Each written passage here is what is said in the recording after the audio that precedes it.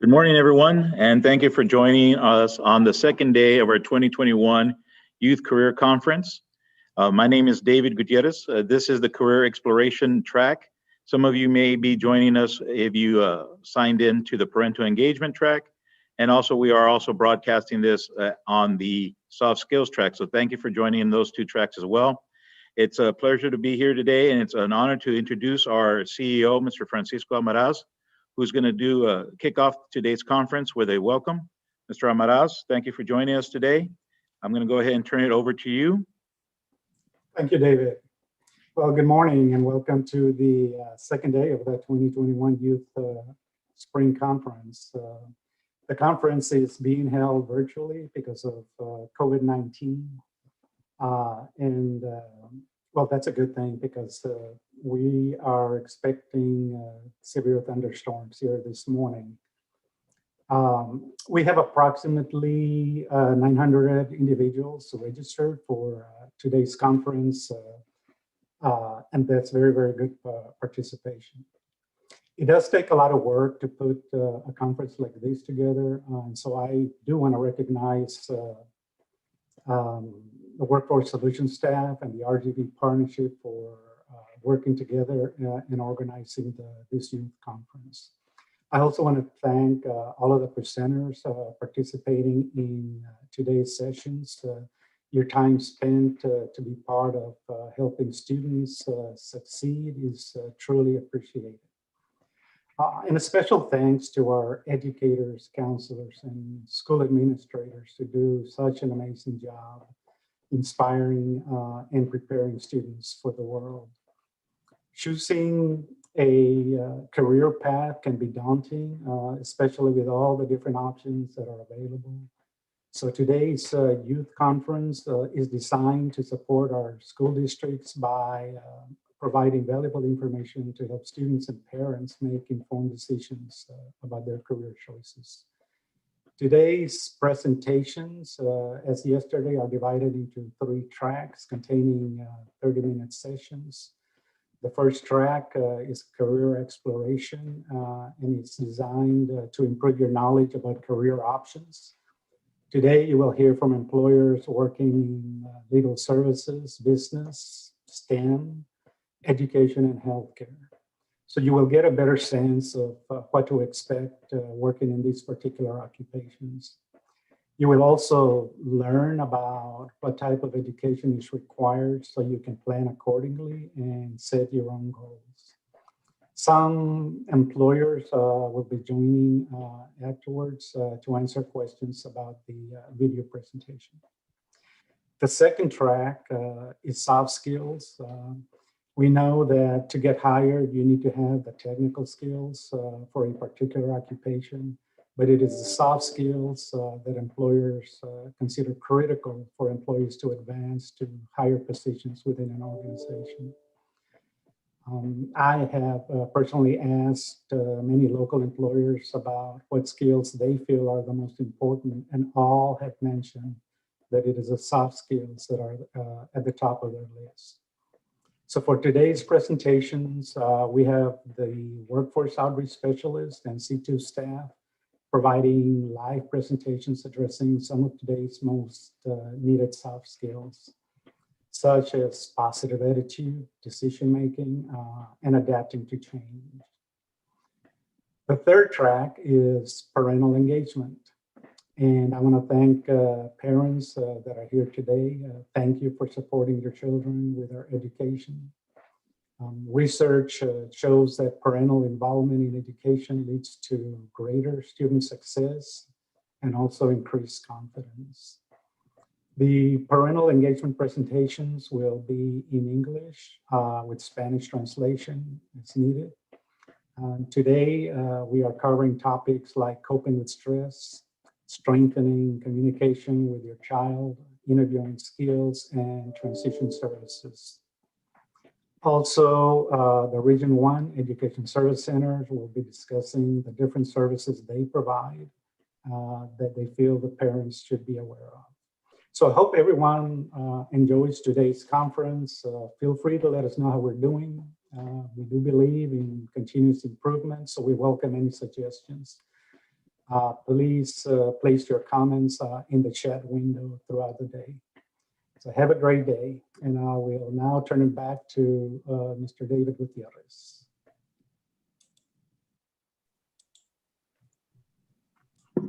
Thank you so much, Mr. Amaraz, for that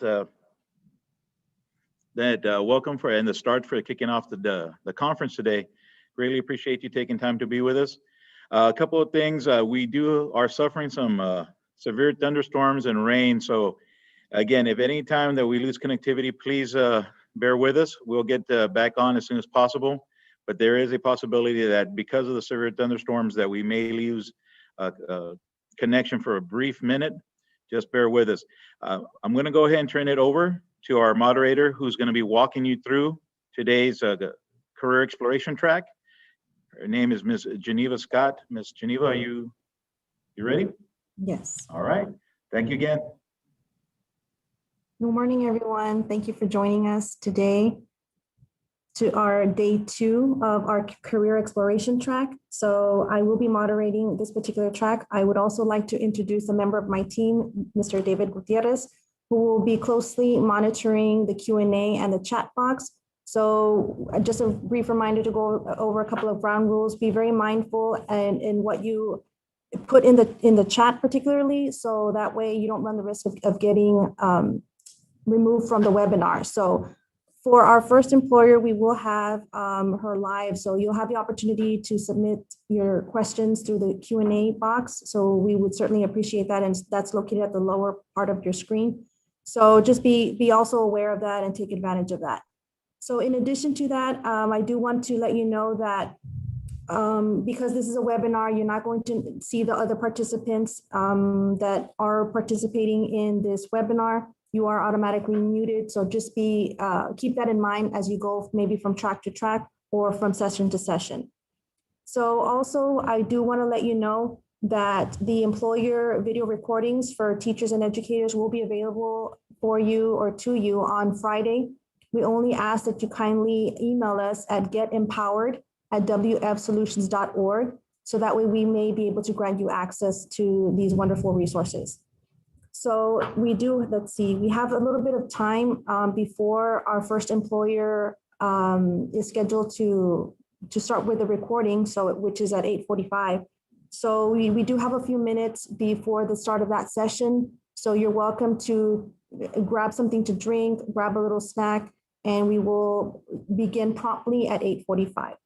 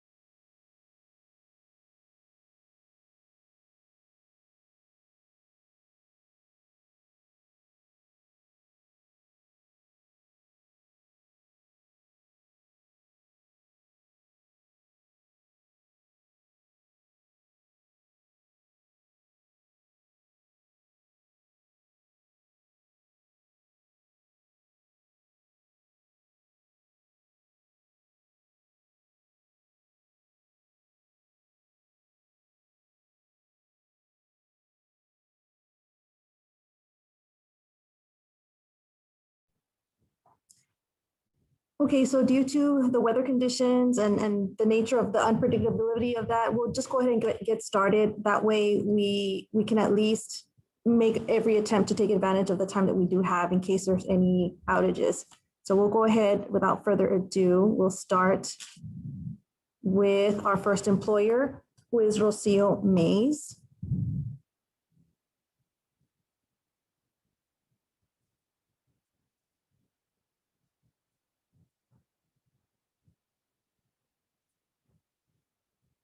Rocio Mays is a law firm administrator and senior paralegal at Law Office of Samuel Reyes, PLLC. She is a law firm administrator, and she is a certified family law mediator, notary, and process server licensed by the Texas Judicial Branch. She's an active member of the State Bar of Texas, Texas Bar College, State Bar of Texas Paralegal Division, San Antonio Paralegal Association, State Bar of Texas Family Law Section, Texas Criminal Defense Lawyers Association, American Association of Notaries, and National Notary Association. She is currently in the board for the San Antonio Paralegal Association, a parliamentarian, and is a co-chair of the Continuing for Legal Education and co-chair for Pro Bono with the State Bar of Texas Paralegal Division, District 5.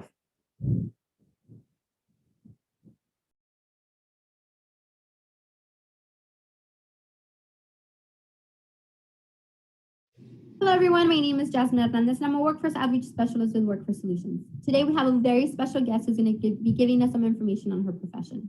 Ms. Mays, can you please introduce yourself, your job title, and where you currently work? Hi, good morning. My name is Rocio Mays and I work at the Law Office of Samuel Reyes. I am a law firm administrator and I'm also a senior paralegal. How did you become interested in this occupation or field?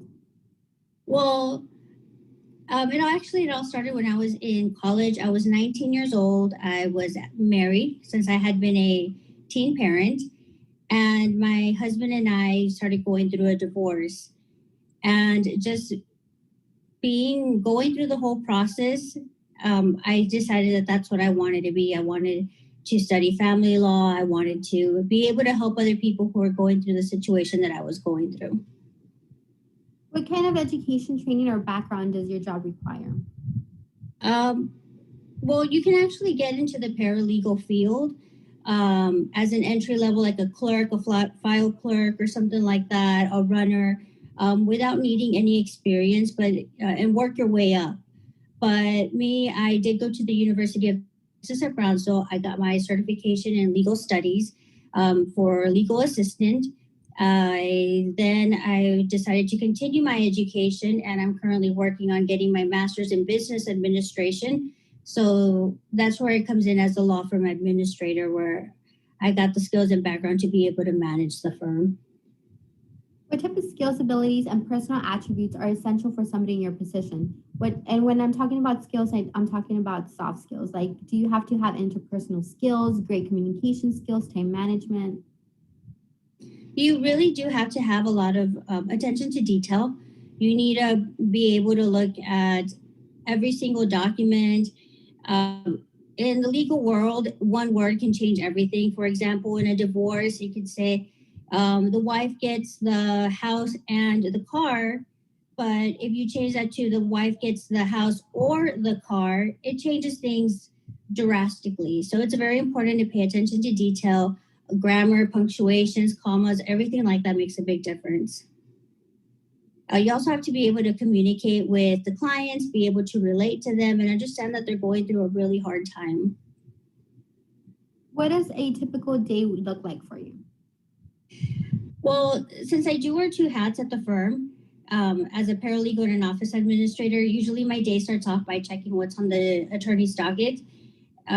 He does criminal cases, family law, we do personal injury, making sure that he's prepared for court, making sure that the other paralegals have all the documents and the things that the attorney needs throughout the day and for the court hearings. And after I've done pretty much check if there's any bills that need to be paid, check my email. After I've pretty much done the law firm part, managing the law firm part, I start handling the paralegal part of my job, which is drafting up petitions, contacting clients, working on temporary orders. Pretty much it's a lot of reading and writing and drafting documents. What are some of the decisions that you have to make daily? Well, since we do personal injury, I have to be able to read the medical documents. I took courses in medical terminology, and so that I could be able to read and understand what is happening during a personal injury case and how the accident impacted our client. So I have to go ahead and read that and make a decision whether we're going to send him to a therapist, whether the client needs to get an MRI, whether the client needs more treatment, how severe the accident actually was, what kind of impact it's going to have on our client in the future. And then there I decide which way we're going to go forth with the matter. And when it's a car accident, the attorneys put all the money up front. So I really do have to be careful with what I go and present to the attorney as to which way he should handle the matter. What facts are important to give him. With family law, we also have to do that. I have to be able to see what the assets are, how much the property is worth, be able to put it all together for the attorney so that he can make a clear decision of if the property is getting distributed accordingly. So I did hear you say that you took some medical terminology classes and items like that. Was it something that you took on your own because you wanted to develop yourself professionally, or was it required if you're going to be working in that field? Or was it something that your attorney was like, you know what, Rocio, this is going to make you a better paralegal or office administrator. Please take these classes. Well, when I was first in college, I wanted to become a doctor. So I was going through the medical path in that sense. And then when I started going through my divorce, you start to realize that you really do have to be in class. It really does affect you. Being in a relationship, going through a divorce, and I couldn't make it to all my classes anymore because we were in court so much. And just taking those classes at the very beginning helped me out. But there are continuing legal education courses. Attorneys are required to take them. And as a paralegal who is is a member of the Texas State Bar, I have to have those classes also. So I do take other classes every single year to continue to learn different things with the legal field, whether it's family law, new laws that are coming out, personal injury, new laws, other attorneys teaching us new things, medical terminology, what different impacts. We pretty much we're always learning. We're always taking courses. We're always going back to school. Every single month, I am in a course, taking a class, learning something new to stay up to date on what's going on. Can you tell me a little bit more about your work or a recent project that you've worked on? Well, most recently, actually yesterday, we had a divorce case that needed some temporary orders. And when you file for a divorce, you can't actually finalize it by law until after 60 days. So we have to have a temporary order hearings to find out who's going to be able to use the house, who's going to be able to use the car. And a lot of times people don't end their relationships very amicably. So there's issues with who's going to keep what and where. So my most recent project from last night was working on distributing the property and getting ready for a temporary order hearing. And those cases in family law are kind of like you're going to like a mini trial. So it does take a lot of work. You do have to have a lot of information and really have a clear idea of what you're dealing with. What aspect of your job do you find the most challenging and the most rewarding? The most challenging, I think, is separating my feelings from the cases. Since we do criminal defense, it's really sad to see children who don't realize how much it impacts their decisions. They think, oh, well, I'm only 16 years old or I'm only 17 years old. You know, I'm still a minor, and they get tried as an adult. And it's sad to see it because they don't have a clear understanding that that can happen. In family law, I get very close to my clients because I've been through it. I understand what they're going through.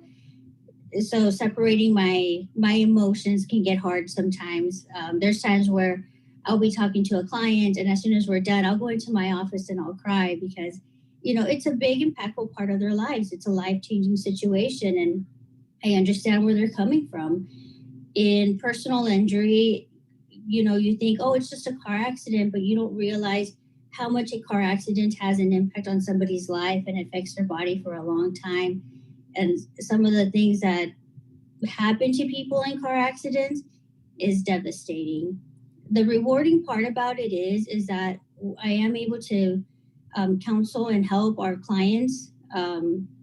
Since I have been through it, I'm able to talk to them, give them advice on things that I did, things that I know have helped, things that other clients have told me have helped. I'm also able, in the criminal defense side, is guide people into, you know what, you don't have to have your life end up this way. We're going to try to help you. We try to get them PTD so that they can kind of get it off of their record. I mean, there's just the helping people aspect of it, and seeing the change and impact, the positive influence is pretty much the most amazing thing about my job. How does success look like in your position? To me, I'm going to say that at the end of the case, when the client is just so happy and relieved that part of their life is over, and seeing them change is great. Like, I've had clients who are high school students who have children, and now 3 years later, 4 years later, we're still following each other on Facebook, and I see that they're managers at a local store or they're manager at Skechers, and it's just so exciting to see them evolve and grow, and that's success. Do you work more often by yourself or with a team? As a paralegal, we always work as a team with the attorney. I mean, by ourselves, we get the information, we present it to the attorney, and he tells us how he's going to decide to move the case forward. In the personal injury side of it, we have it separated in groups of teams. So somebody's sole job is getting the medical and billing records that pertain to our client regarding the accident. Another person is handling the intake and talking to the insurance company and making sure that the car gets fixed. So we work at alone, but also come together as a team for the bigger purpose. What other individuals do you work with? For example, I heard you saying that you have, like, when it comes to personal injury, you have other teams. Do you work with medical specialists as well? Do you work with accountants? Do you work with judges, court coordinators? Well, for the law firm administration part of it, I do work very closely with the accountant.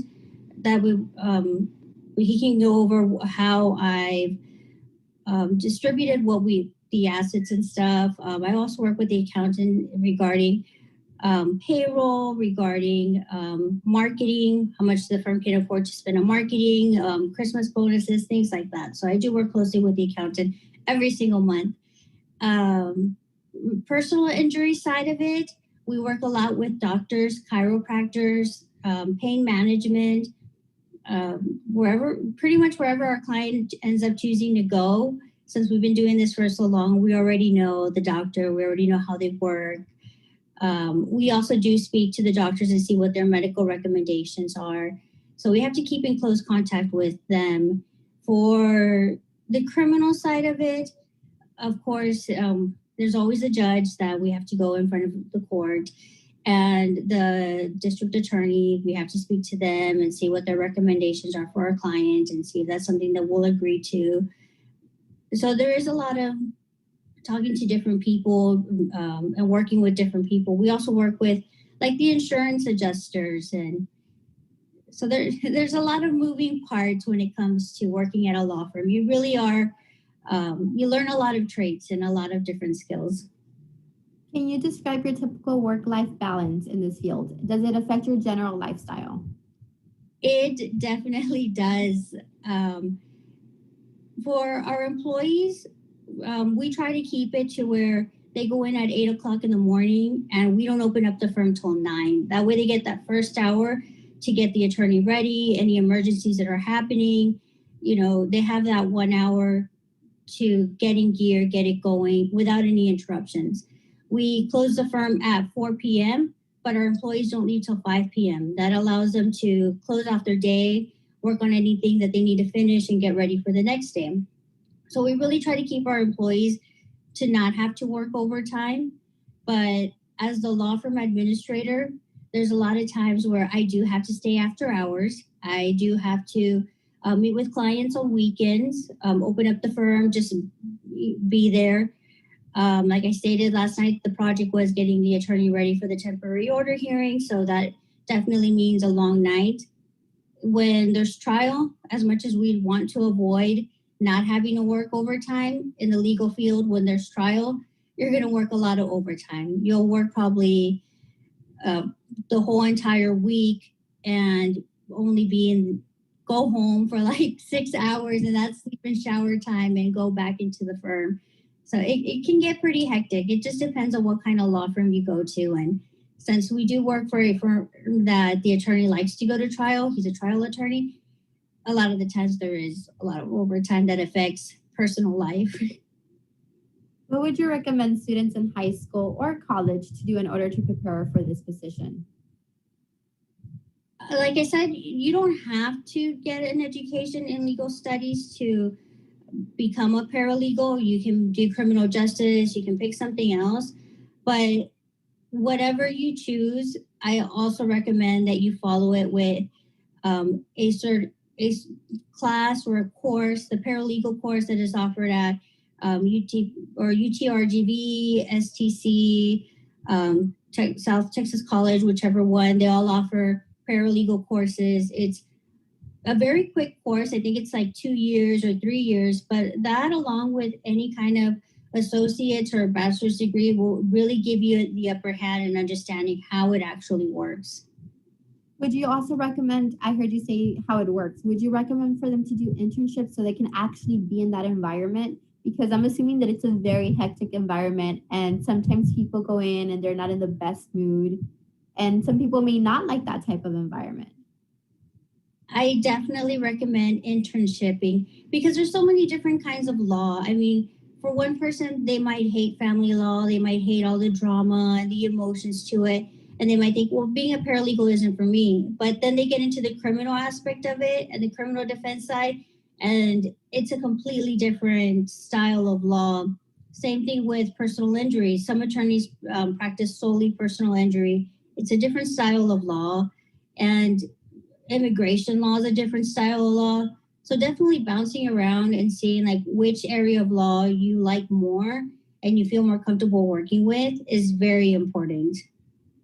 What other factors besides education and experience may impact somebody's ability to work in your job? For example, I know you were saying that sometimes you have to do overtime. Do you also have to travel? Do you have to have a driver's license? We do have to travel. We have to go to the post office to send out demands, to send out discovery. We have to go to the courthouse to drop off USBs so that we can get the discovery from the district attorney's office. We sometimes have to travel on site to where the accident took place. So definitely you have to have a driver's license. You have to be able to travel. How do you organize your time? I prioritize it. I actually have like on the side of my wall, you can't see it right now, but I have like little sticky notes and they're different colors. And then they're prioritized like at the top, this is the most important. This is the next thing that has to be done. It goes by court date. It goes by what is actually happening. Just because it's at the very top and another case is at the very bottom doesn't mean that something isn't going to happen. I mean, it happens. Sometimes the other parent doesn't want to return the child.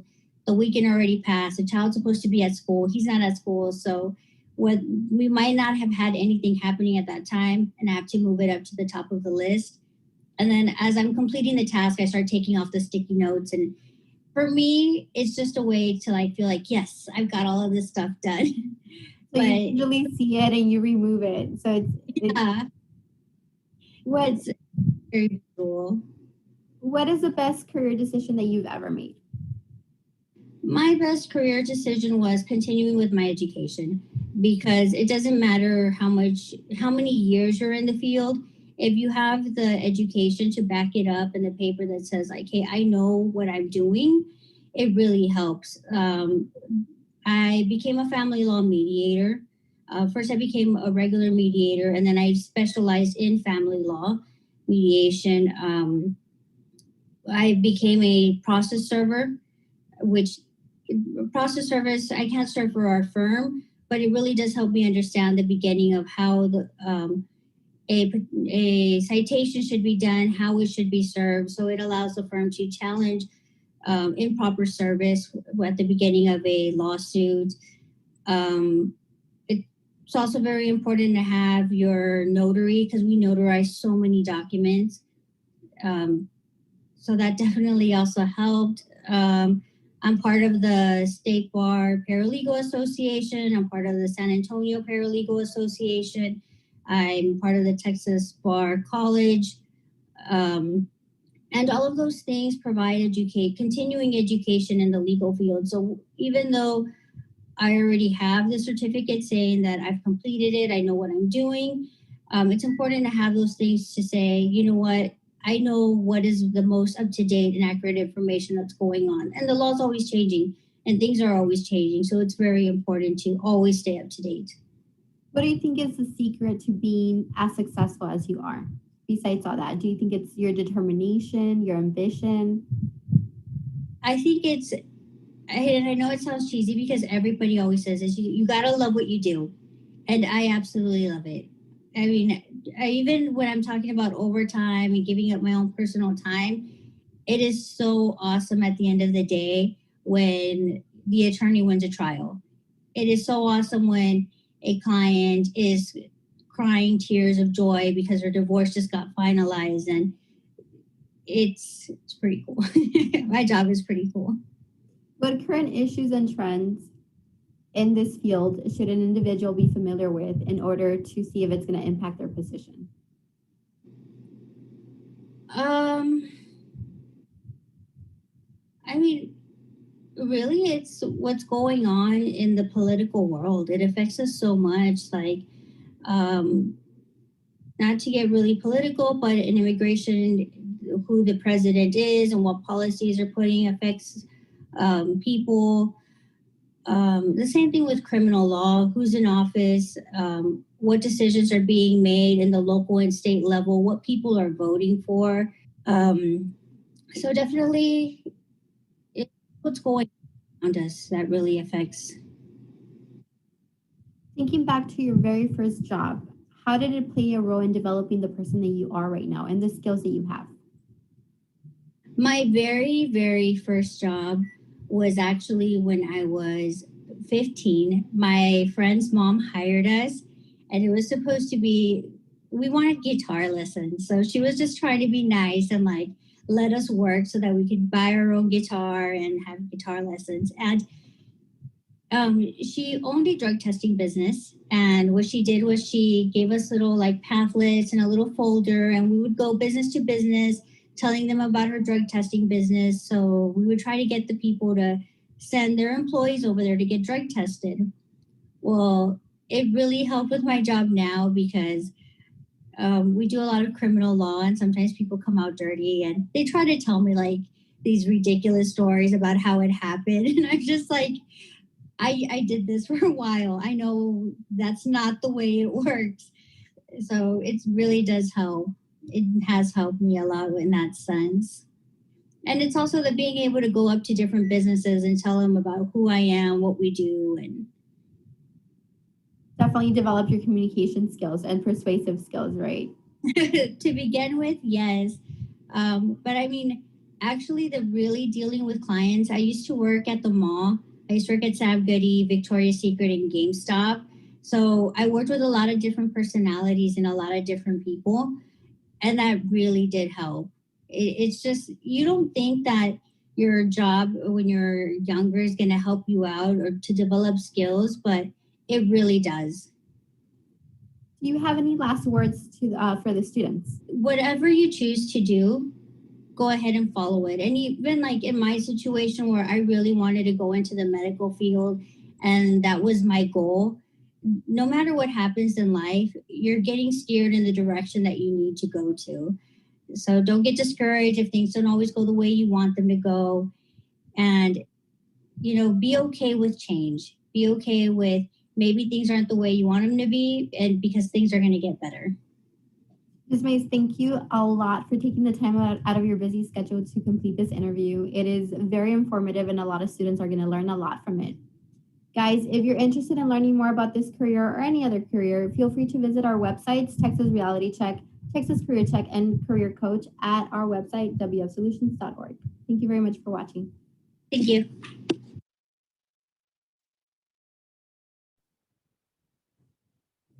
Thank you, Miss Mays, thank you, Ms. Mays, for joining us. We truly appreciate it. And she is here live, students. So David, I'll hand it over to you for any questions that we may have. Thank you, Geneva, and Ms. Mays. Thank you for being with us this morning. I do have a couple of questions. Okay. First question is coming from a Mr. Matthew Garcia. Do you regret not going into the medical field? Sometimes I do, and I still think about it. I mean, I feel like I'm still really young and I could do it, but I do get a lot of the skills. I get to know a lot about the medical field because of what we do. Car accidents, we have to go through the medical bills. We also do like wrongful death cases. Medical malpractice is another thing that the firm is starting to do now. And I get so excited reading the medical records. So I'm always like, maybe I should go back. But I get to still experience doing part of the medical field stuff that I like to do, which is the records and seeing how people get treatment, how our body is affected by different things that happen to us. All right, thank you for that. I have another question from Mr. Mateo Duran. He's asking, where did you go to college? I started at UT, I think it was like UTB back then, and then I went to STC, and then I actually graduated from UTB in Brownsville. It was Pan Am first, then STC in McAllen, and then I moved to Brownsville, and that's where I finished school. Thank you, Ms. Mays. I have another question from Crystal Garay. Do you have to be good at math to do your job?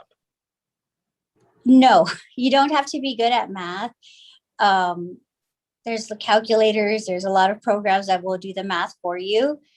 I do a lot of the child support calculations, so I do have to be good at math, but my coworkers that do criminal defense or just personal injury, they don't have to be good at math. Well, that's always good to know, especially because I do not like math myself. So thank you for that assurance, Ms. Mays. I do have another question for Ms. Hernandez, Rebecca Hernandez. She's asking, you are dressed very professionally. Can you elaborate on what the dress code expectation is for your profession and in the office? Well, my firm has, we have to be ready for court. We do go to the courthouse with the attorney when we have to. We have to be presentable to our clients. We're pretty much dressed like we're going to go to court every single day. Some of my other coworkers who, we do take a lot of interns, and we don't expect them to be dressed and ready for court. They come in t-shirts and jeans, and they do more of the back end stuff. They don't really meet with clients. So it's not really necessary for them to come dressed professional. Thank you for that. Ms. Mays, I have, they're coming in quick and fast, so thank you for staying on. I've got a question for Ms. Charlene Trevino. You come in contact with law enforcement and the job that you do, is there any risk involved with in coming in close proximity with law enforcement, with the individuals you work with? Any risk to your safety? I used to do the intakes. I used to go down into the jails and do the intakes and see them behind the mirror. There are certain risks that come with that. At my first law firm job, I learned a very important lesson of not posting too much about my personal life on social media.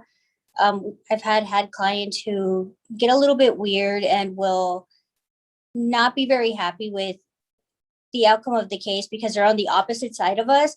So they'll start like searching me on social media, trying to find out where my kids go to school. So there is some kind of a danger, but it's just being aware of, don't be too public. Don't post like you're at a baseball game. Don't post you're at a basketball game. Don't post that you're at the gym, things like that. So they don't know really where you're at. Here at the firm, there is security downstairs.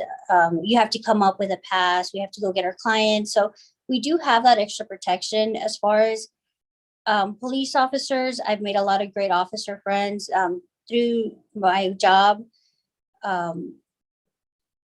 I know that they are always at risk also. I mean, their life is in danger pretty much all the time because you don't know who you're going to pull over, what you're going to get. And it's the same thing in, I guess, in any profession nowadays. It really doesn't matter what you're doing. You don't know what's going to happen. I have a question for Mr. Sergio Lara.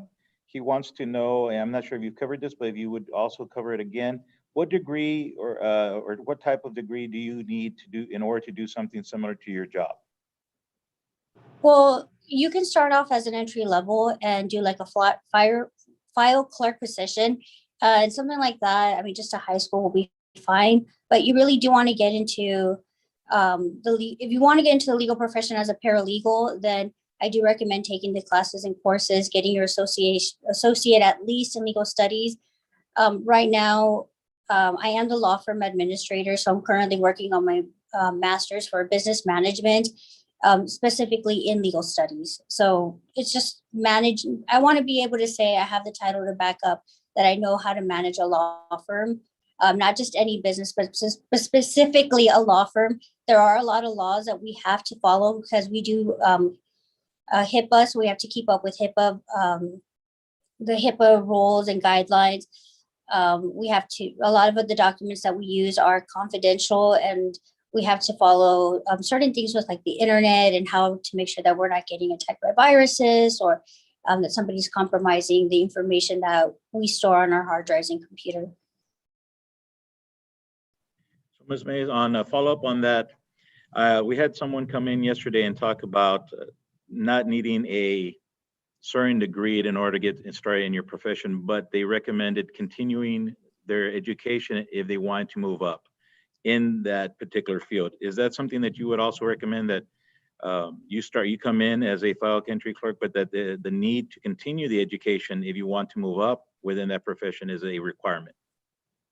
I would agree with that. I do know some people that don't have a college degree, but they've been in the paralegal field for like 15, 20 years. And a lot of it has been learned hands-on, and just a lot of continuing legal education courses. Right now, to be part of the Texas State Bar Paralegal Division, you either have to have a bachelor's or you have to be in the legal field for a certain amount of time. Once you've been in the legal field for that amount of time, then you can start furthering your education through the continuing legal education. Thank you for that. We have another question from Romeo Gallegos. He's asking, what are the chances of not getting hired when in an interview? I guess, and this one, what we can do is, what are some of the things what are some tips if interviewing for your position? Some tips to get hired, and what are some not to do's if you to do during an interview for a position? Well, it really depends on what they're looking for. If they're looking for an entry-level position, I mean, always try and apply. And if they don't hire you, go on to the next one. A lot of attorneys have already been through so many assistants and paralegals that they want the personality to fit what they represent their firm to be. So if you're not the right fit for one firm, don't take it personally. Don't feel like, oh man, I'm never going to get into this field. Trust me. You can get into the field. You can find a firm that is a good fit. Sometimes you get hired and you realize that your personality clashes with the people there at the firm, and there's nothing wrong with moving and going into a different firm. Some of the skills that I always look for is communication skills. I believe once you open your mouth, you tell people who you are. If you carry yourself in a professional way, if you you're dressed appropriately. That's definitely something that I look for. And also your drive and determination. Are you going to be here because you really want to learn, because you want to help people out, or are you just here just to pass time?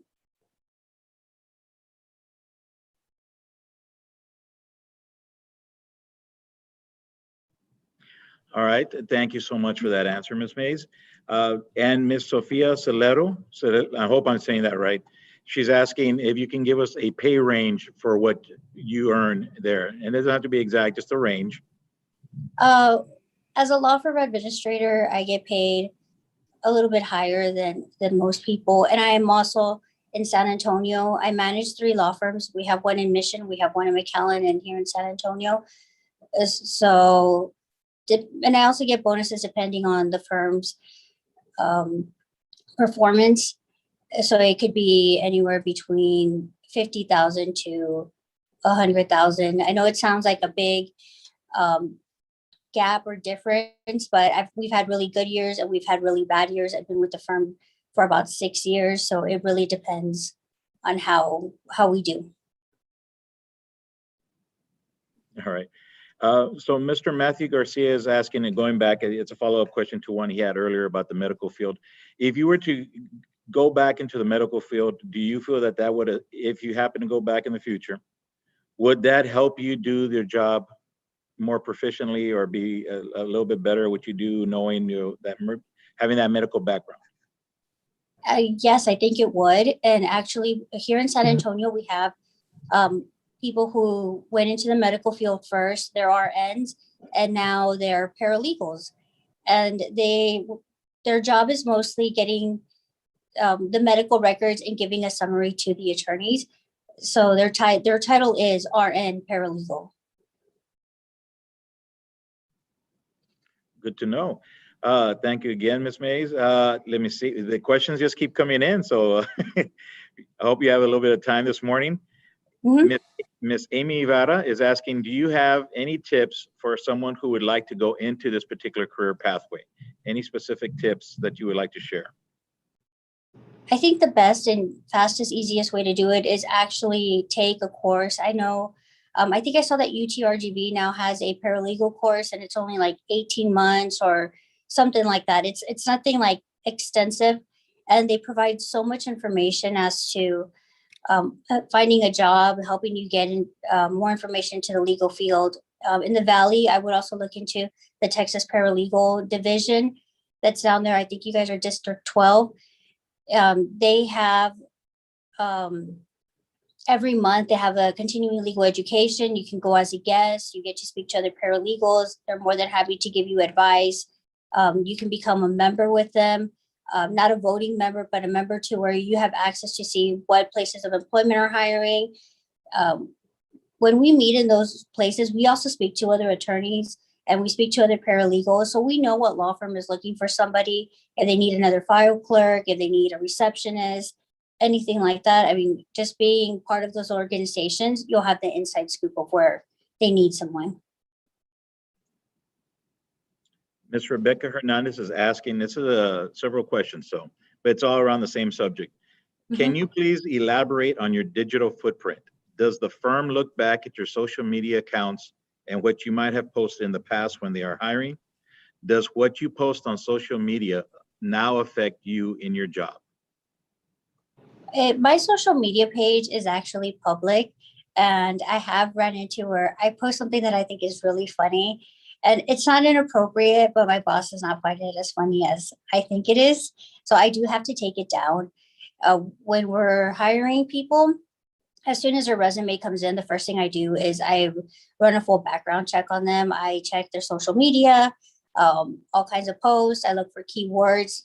If you didn't know, Facebook does let you do a keyword search. So that's something that I do. If I'm seeing that this person is out drinking and partying and every single one of their pictures is that, chances are that I'm not going to hire them, just because you do have to be able to pay attention to detail. You have to have a clear mindset of what's going on. And if you're coming hungover into work, even if you're able to do your job, the chances that you're going to miss something are a lot higher than somebody who's in a clear mind state at all times. if you're making threats to other people in certain groups. I've seen that before too, where they think it's a private group and they're talking about politics and they start threatening other people because of their political beliefs or religious beliefs. That's also a big red flag. I mean, if you're posting like a TikTok video or something and it's just you doing like a little TikTok dance, I mean, like that's no big deal. But if you're talking bad about another school, talking bad about another person, talking bad about an organization, and that's something that I'm going to be like, I don't want that kind of drama in the firm. And a follow-up to that, Mr. Mateo Duran is just curious, for social media, what is it that you have? Do you partake in TikTok, Facebook, Instagram? What are some of the things that you have? I have all of them, and they all serve for different reasons. My Facebook page, I have a public figure one. I was part of the Democratic Party as a chair, so I had the political page done first, and then I had it taken off, and then I have one as a public figure for the community service things that I do. And then I have my personal Facebook page that I kind of address other things that we're doing at the firm, things that are just kind of going on in my life. A lot of my clients like to become my friend on there and just kind of keep in touch and see what's going on. They also like to message me through Facebook when there's issues after hours that they need to get in contact with me. Like I mentioned before, in family law, when they exchange the children at 6 p.m. on Fridays, or they get the children back 6 p.m. on Sundays. So a lot of the issues that take place is after hours. I also monitor our clients' Facebook accounts and social media. So I will tell our clients like, hey, you know what? You need to take that down. If opposing counsel gets a picture of that, they can use that against you. You don't want to be posting pictures where you're like doing drugs or the baby's not buckled in the car seat or anything like that, because I mean, all of that, it's admissible in court. As long as it's there, it's public, we can use it. Good to know. But social media, I use everything. Marketing, it's marketing. It's marketing the firm, it's marketing what we do and who we are. Good to know. So a couple more questions here before we let you go. We may not be able to get to all of them, again, because we are cognizant of the time that you're spending today, and we greatly appreciate it, Ms. Mason. Mr. Mateo Duran also would like to know if you could tell us who has been your youngest, what's the age of your youngest and your oldest client that you've ever helped? I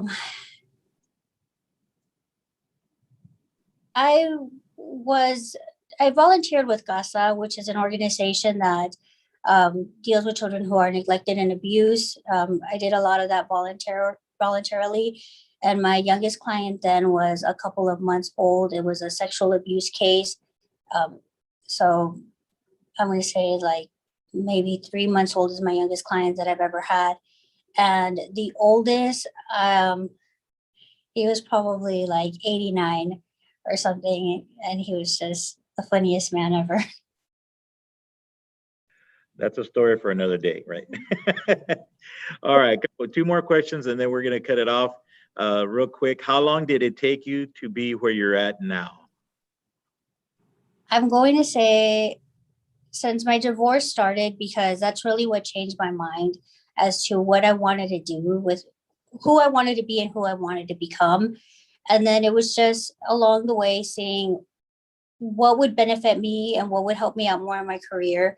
And it's been a lot of going back to school. It's been a lot of getting certifications for different things and always working on improving myself. So even now, I still do everything that I can to try to continue to stay up to date with what's going on in the legal field. I am the chair for the continuing legal education for the State Bar of Texas. So I promote continuing legal education to my colleagues also, and helps it courses for the San Antonio Paralegal Association. It's every month. For the Texas State Bar, it's every 6 months. So for me, education and continuing to learn and continuing to improve myself is an ongoing thing. And finally, how was it on your first day of the job? Was it difficult? Was it hard to adjust to? And did you get the help you needed on your first day? When I first started, I started off at the Office of the Attorney General. I was doing my clerkship, so I was still in school. And of course, they were providing guidance because it was a program that was with the school. So they know that they have to meet certain guidelines of things that they have to teach you, how many hours you have to be there. And from there, I started going with them to the courthouse and just kind of helping out, like carrying files and seeing the process there at court. And another attorney saw that the work that I was doing and how I was helping out, and he needed somebody there. So he offered me a position at his firm, and I started as a receptionist, and then I quickly moved up to paralegal. But a lot of it had to do with, like I said, I was in school, I was finishing my degree, and the clerkship internship part of it was really what got my foot in the door and my career moving up. Ms. Mays, I'm going to ask one last question because I think it's a real quick answer. And how long did you work with Casa de Estrellas, Veronica's asking? I worked with Casa of Cameron County and I worked with Casa of Hidalgo County. And I'm going to say, I can't really remember off the top of my head, but I'm going to say 3 or 4 years. Ms. Mays, thank you so much for taking time. This has got to be one of our most interactive sessions that we've had so far. Thank you to everyone for asking the questions and submitting them. Unfortunately, there are some questions that we were not able to get to because of the time. We have another presenter coming on. And also to be sensitive to Ms. May's time, as we can tell, she's at work. We want to let her go ahead and get back to that. And again, Ms. Mays, thank you so much for being here today. We greatly appreciate the time you took on the video and for being with us today. Thank you. Thank you. I will turn it over to Ms. Geneva Scott, who is going to introduce our next employer. Ms. Geneva. Thank you, David. So yes, let's go ahead and jump right into our next employer. And our next employer is Jessica Salinas.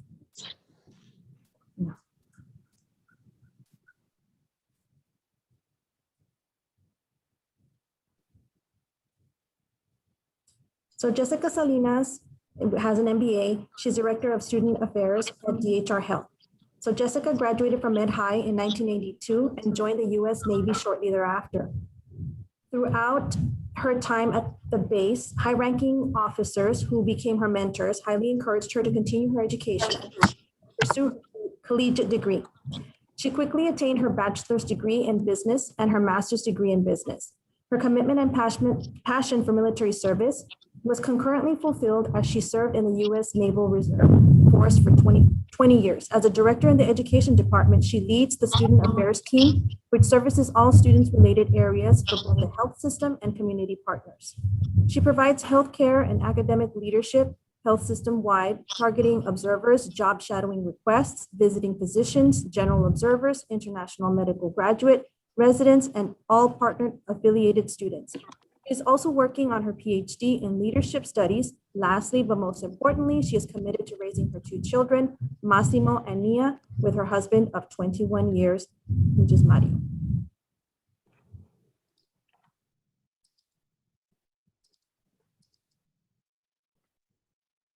All right. Hello, everyone. I'm Geneva Scott, Workforce Solutions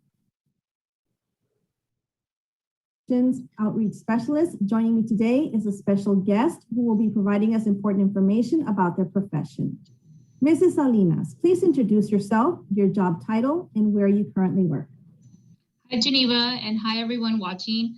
My name is Jessica Salinas. I am Director of Student Affairs at DHR Health. Some of you may know that as Doctors Hospital or Doctors at Renaissance. So I am the individual who helps all the students or anyone who wants to learn and get a little bit more educated on healthcare. They visit with our office. Thank you for having me, Geneva. Oh, absolutely. And we certainly appreciate you joining us today. How did you become interested in this occupation or field? So Geneva, my background and students, my background is really about administration. We call administrators. So there's actually people who enjoy working on projects, who enjoy doing things such as this one, video conferencing, conferences in general. And that really takes an individual who wants to be involved with bigger projects, and not necessarily if you may be a specialist in nursing or a specialist in doctors, but believe it or not, the nurses and the doctors need some help, right? They need help to kind of get stuff done. They're the experts at patient care, but we make sure that everything that they need to deliver the patient care is being done. So that's what an administrator does. How did I specifically get involved in healthcare? So a little background on myself. I did go to Med High. I'm not sure if anybody from Med High is watching. Oh, yay, wonderful. So we're colleagues, we're high school colleagues. I probably graduated a lot before Geneva, but it's okay. I'm not gonna tell you when I graduated. So I went to Med High, and when I was in Med High, it really taught me a lot about medicine, but it also taught me that I didn't want to really practice medicine. Right. So interesting enough, right? That's a good thing. I learned a lot of medical terminology. I learned a lot about healthcare, but I say, that's not really for me, and that's okay, right? I'm going to head a different direction. So I did. And I studied business. I actually went into the Navy, and I was in the Navy for a couple of years. And then I was in the Naval Reserves for many, many years. So total, I was in the Navy for about 20 years or so. But that also, when I was in the Navy, I also did a lot of administration. It wasn't just what most people think is just war or combat. It's it takes a lot of us to make things happen, right? And my role specifically was administrator, an officer in the HR community. But moving on, I also did administration a lot for the university. It used to be UTPA, now UTRGV. So I did administration there. And then I was recruited to DHR Health to help them run their academic areas because DHR is committed to education, right? We need to make sure everyone's getting fair and equitable education and just getting people into the right areas, such as nursing, medicine, engineers, the lab areas. So as part of that initiative, DHR recruited me to come over and help them with the students and help them going and get them ready to visit with our patients. Fantastic. So for the transition for you coming in with higher ed and you had experience with that, tell us a little bit about how you were able to transition that into with the healthcare field. Was it a difficult transition? So it wasn't difficult, but again, I like challenges. So I am very open to that. I need to confess, and to the students, life is a challenge, right? It's not, what I like to tell my kids is not butterflies and roses, right? Or it's okay, and it's okay, right? Yeah. We all have challenges. But the thing is to really understand the challenge and move through it. So the biggest obstacle, if you may, or challenge for me moving from UTPA to DHR was really policy, right? And the students, they're called rules, right? For the student side, all the rules we gotta follow. Why do we need all these rules? Well, healthcare works really differently than higher ed. And that's one of the areas when I have to visit with students now is I have to remind them, hey, this is not a school. We love schools. This is a hospital. And if you were the patient, what would you want me to do for everyone around you? How would you want me to make sure that that person was highly trained and highly qualified to treat you? So it's really about policy. For me, it was really about understanding, okay, healthcare has all these rules. Academia had all these other rules, and that's okay. So it was a shift, right? Okay, Jessica's got to now think about what are these rules here and learn them, right? We have to learn what we want to practice. That's right. I think that's very important, whether you want to be an engineer, Ms. Geneva, you said you went to Med High, and now you're doing marketing, if you may, right? Communications, marketing, promotion, but you have to learn that. Correct. And learned everything that's involved with it. Yeah, so I encourage everyone, it doesn't matter what you do, it's knowing what it takes, right, to get it done. The passion is there, but I just can't come in and say, hey, I'm going to come and work at DHR. I have to figure out what it would take to do it right. Absolutely, which kind of is a great leading into the next question. So what kind of education or training or certifications does your job require? Sure. So as an administrator, traditionally administrators tend to have master's degrees. Now they're pretty standard in the industry for you to have a master's degree. In healthcare, they prefer the master's in public health, which a lot of universities have. Yes. I happen to have a master's in business administration. That was my preference, and it's worked for me. I'm also very strong in numbers and what we call projections and estimates and just overall project assessment, which is more of an MBA background. The public health area covers a little bit more about what's going on in the health community, demographics, social behavior. So it really depends what it is that you want. For me, it happened to work that I have an undergraduate, which is your bachelor's degree in business, and then I have my master's in business as well. And thankfully, I'll be wrapping up my PhD, which is also a business PhD here, hopefully this year.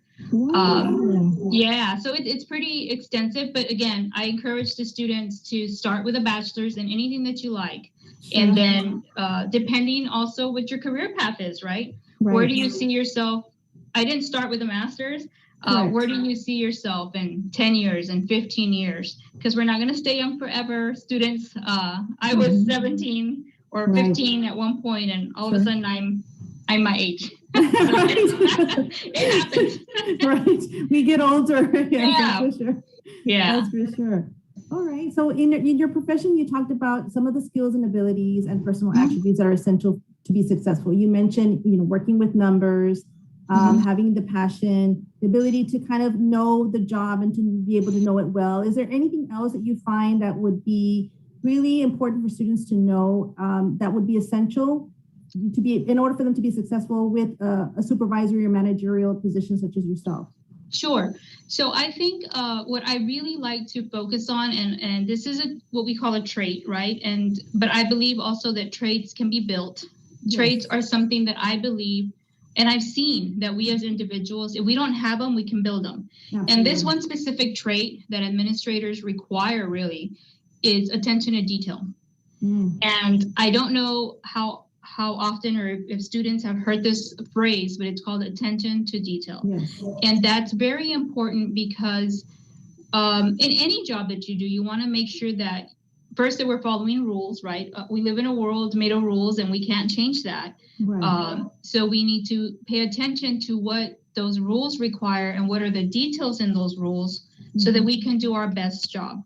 So for example, let me share with you, I am right now, I shared with Ms. Geneva that I'm in the middle of working with 100 doctors from around the world who are going to start their residency programs here at DHR. And what that means is that they finished medical school and they're now getting ready for the last 4 years, 4 years after medical school of more training before they can practice as your doctor or as your family's doctor.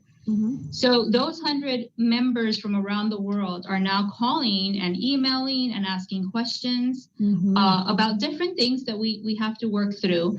And I have to share with them a lot of times, well, let's remember that according to the Center for Disease Control in the United States, that's CDC, everybody knows who CDC is now. According to CDC, we need to do this and this and this. And so I kindly remind them as I'm working with them, let's go back and look at why this document didn't work.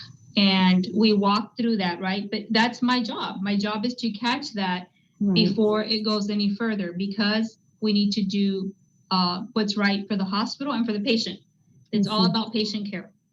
I see. So you do have like a dual responsibility, a sense of a responsibility for your employer, but also for the people that we're servicing, right? That's right. Yes. That's our patients. Yes. Yeah. Everyone here at the hospital, from administrators to nurses to the individuals who help us clean the rooms, the EVS team. Ultimately, our dedication is to the patient and attention to detail in anything we do, right? You may be taking out the trash and somebody accidentally put a needle in there. And if you don't pay attention, you may get a needle stick. So attention to detail in anything we do in our lives, I think is very important. Absolutely. And that's a very good point. So I do reiterate that is an important attribute to have simply because it'll save you some time and avoid maybe problems later. So that's absolutely a great standpoint. So I heard a couple of things as far as your day-to-day responsibilities with your job. That includes, contacting with the students that are coming in doing their residency, policy. I'm sure compliance also is something else that you're having to look into. Is there anything else that, anything else on top of the whole umbrella that you're having to carry, when it comes to this? Because that is a lot of responsibility, to be able to kind of have that and hold that very close to you. In addition to that, are there other responsibilities that you're having to also consider when you're looking at your day-to-day responsibilities? Sure. So in every job, right, not just healthcare is even more. And again, I want to stress to the students and to whoever's watching, in healthcare at DHR Health, we ensure that everything is safe for the patient. So that, and on the administration side is making sure that we have all the materials that we need, making sure, for example, during the pandemic, we wanted to make sure everyone who was being treated at the hospital, including the folks who are working here, the nurses, the doctors, the phlebotomists, the lab workers, had masks available, right? Remember, during the beginning of the pandemic, some may remember we had a shortage in masks. They weren't being produced fast enough. For us, we had to advance the mask area into what we call they're now very used, the N95 or the KN95 mask. So I think making sure that we stay on top of what we need, the requirements. Me personally, in my area of student affairs, I had to make sure our students were not exposed to COVID and then bringing them to the floors. So that was a whole other turn of events, if you may. That was a whole other added responsibility that we had in our office, because we were the only organization in the area who still left the teaching grounds open. So we had hundreds of students here. We had all the medical students here. Any learner who wanted to learn was available to come. The floor was available for them. But we needed to be extra cautious, right? Because COVID is real, and it was very real. We wanted to make sure that our patients were the safest of the safe, and our team.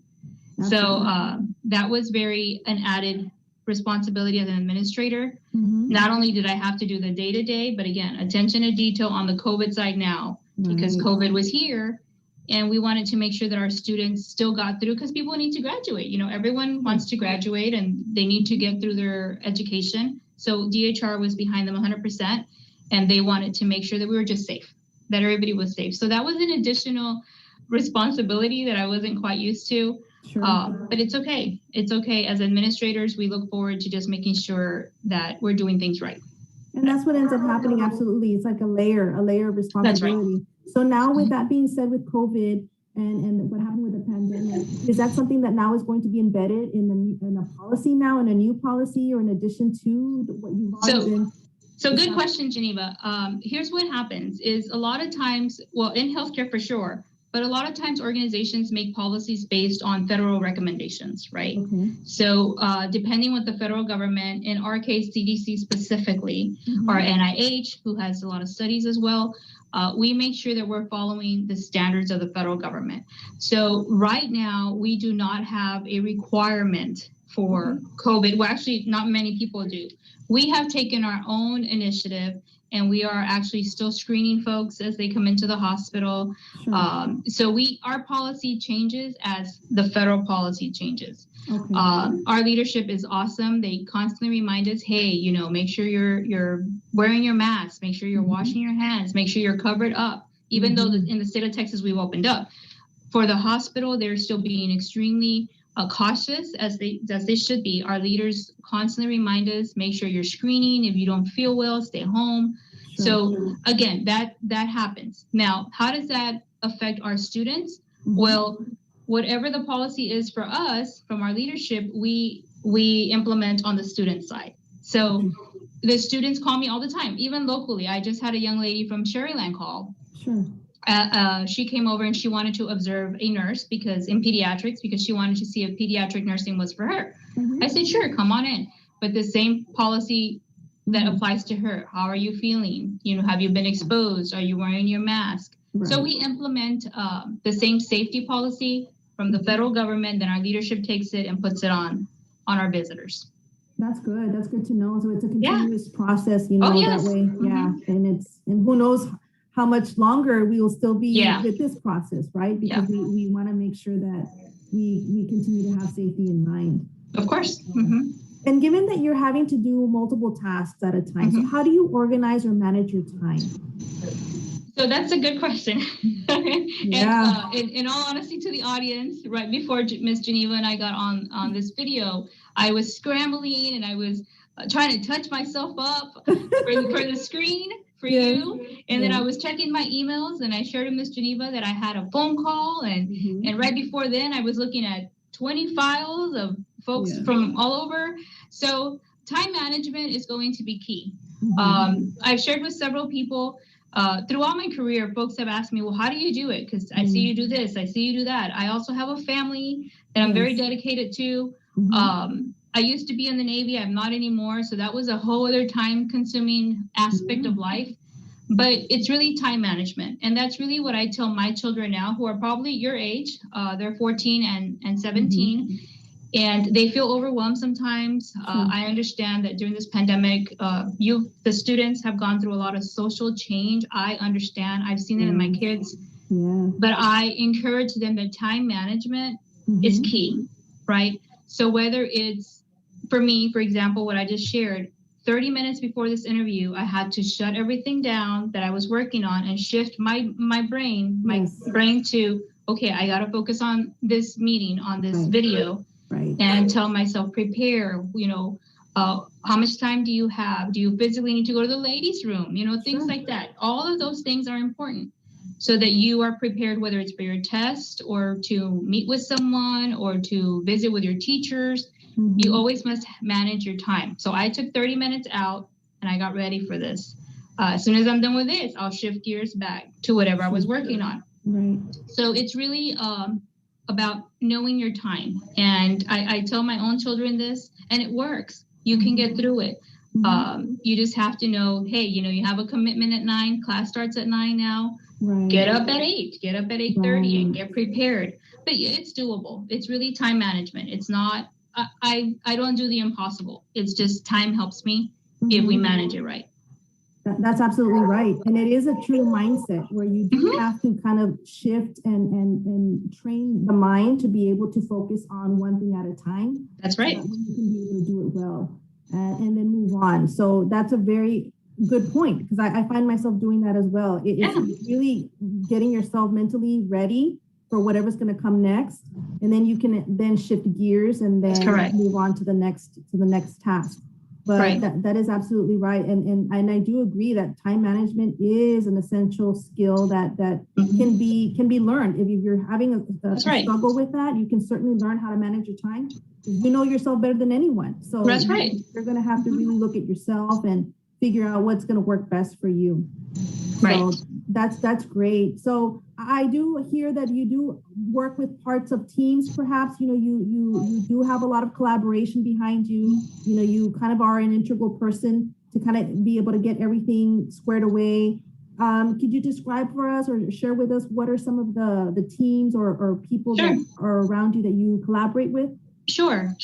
So here at DHR Health, I like to call, I have 2 major teams, if you may. So I'm going to have an internal team and an external team. We are kind of the middlemen, if you may. So for example, I shared with you the young lady from Sherryland. That would be an external team member. We work with all the school districts. We work with workforce solutions, such as Ms. Geneva and some of your partners there. So we work with the community partners such as workforce. We work with the school districts. We work with Region 1 Service Center, which is another education platform. And we also work with the higher eds. So you're going to have UTRGV, STC, TSTC, RGVC College, any of the proprietary schools. We work with them all. Those are what we call external partners. And we collaborate with them, right, to bring in the students who may want to know a little bit more about healthcare. With Workforce Solutions, we do video conferences or conferences traditionally in person where we bring the community together, both students and perhaps non-students, together to learn a little bit more about healthcare or any of our services. With the higher eds, of course, it's to make sure that students who need to graduate get their clinicals, we call clinicals or internships or externships done so that they can graduate and move on into the workforce. So that would be what we call the external team members or collaborators. Internal folks, because keep in mind, we ourselves are not clinicians by training or practice. We are administrators. So we work internally with our clinical directors. So DHR has a whole bunch of them. So they're going to have nursing clinical directors, lab directors, research directors. Every specialty area is going to have a director. So we work with them to make sure that we're not overwhelming them. Now, what do I mean by that? Right. So first and foremost, patients are first, right? We are here to serve the patient. So let's say, for example, I have a medical student who wants to go and look at an open heart surgery. We allow that. They're called observers. Okay. Now, there's a process to get there, but once you get there, we want to make sure that the open heart surgery is not full of 5 other observers, right? We want to make sure that we don't have nursing students in there, that we don't have residents in there. We want to make sure that we are just making sure that there's limits within the observation area. So those are our internal partners. So we work very closely with all the doctors, all the nurses, our leadership, our administration. Times may call and say, hey, COVID, let's shift gears on COVID. This is what we need to do for COVID. So that's an internal collaborator because we need to make sure that we're working within our limits inside, but also working with our partners, such as workforce, and still communicating and doing our due diligence for the community. So it's both ways. We're kind of in the middle, and we like that. We appreciate that. But we like to, at the end, we're all a team, right? It all comes together. We all work together to get things done. Absolutely. And it is a partnership, and it is something that we kind of balance each other out, and we support each other in that way, because that is important, because it is servicing the community and making sure the community is well aware of, what we have to offer and what services are available to them. So very important. That's great. That's a great point. And that's interesting that you have 2 teams, and now we're learning about the internal versus the external. So do you find that one has its fair share of challenges versus the other?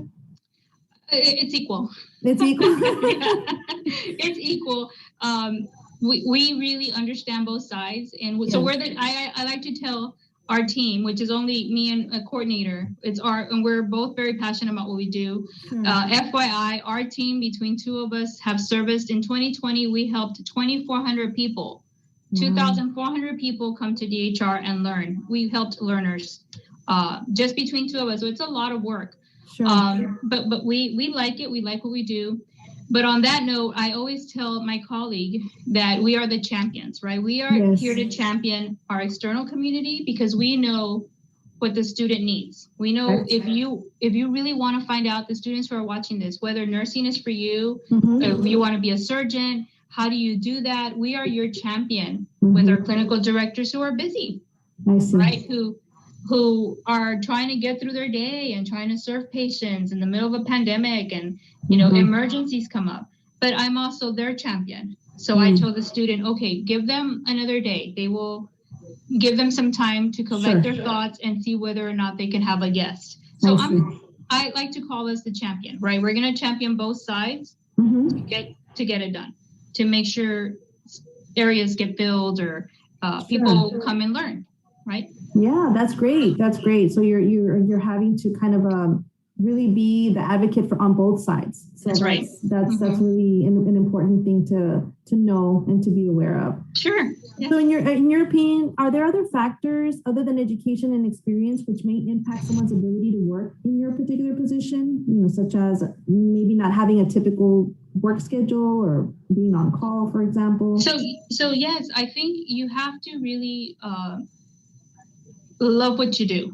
Okay. And what I mean by that is, I was sharing with Ms. Geneva before we got on that we as a hospital in healthcare, you must really be passionate about it. Whether you're an administrator running a business office or a clinic, remember the clinics have a whole new, if some of you have gone to clinics now, there's a whole new process.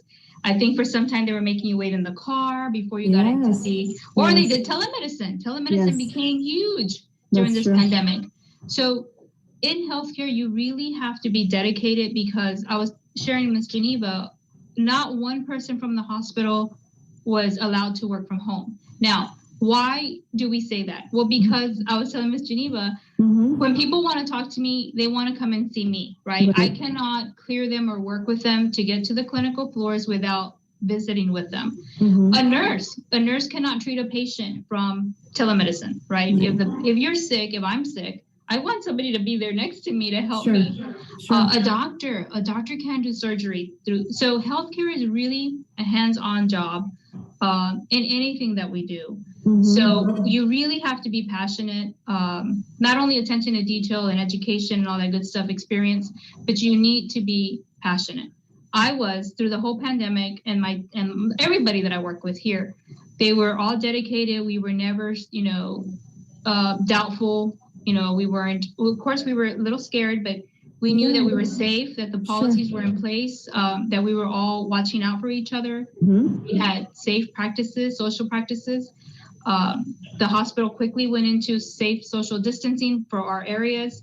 So, but we kept working because we were passionate, right? We were passionate. So I think you need to have the passion to whether you want to be an administrator or a nurse or a doctor, a phlebotomist, tech, anything that you want to do, just really want to do it because we're not very flexible. So, and we shouldn't be, right? We're here to provide outstanding patient care. So that's what I would say, just know that this is what you want so that you can do it wholeheartedly. Absolutely. And that's a very good point. And that's part of the challenge, and that's why we encourage students to start learning about what they're interested in early so that they have time to research and ask questions. And so you mentioned that the really important aspect of it is really having passion. So given your experience and your role, what aspect of your job do you find the most rewarding? Geneva, I've done a lot. And students, I've done a lot. I'm not going to tell you my age, but I've been around the world. I've been to Congress. I've been to the Pentagon and met with very, very important people. But let me tell you, one of the most rewarding experiences for me has been in healthcare. And let me tell you how. As I tell you, without sharing a lot of details, I work with a lot of folks who want to be doctors. I think over the last 6 years that I've been here, they come with their passion, right? They come with their desire, sometimes from our area, sometimes from other countries. They come, and I have seen, oh my gosh, probably 20, and that's a lot, 20 individuals who have begun with just observing and coming into our hospitals to learn to being doctors. And that is a huge reward for me because I was a small step in their pathway, right? I was a small step in their career path. And when they come back and tell me, thank you for helping me, or thank you for introducing me to this person, or thank you for helping me clean up this or clean up that.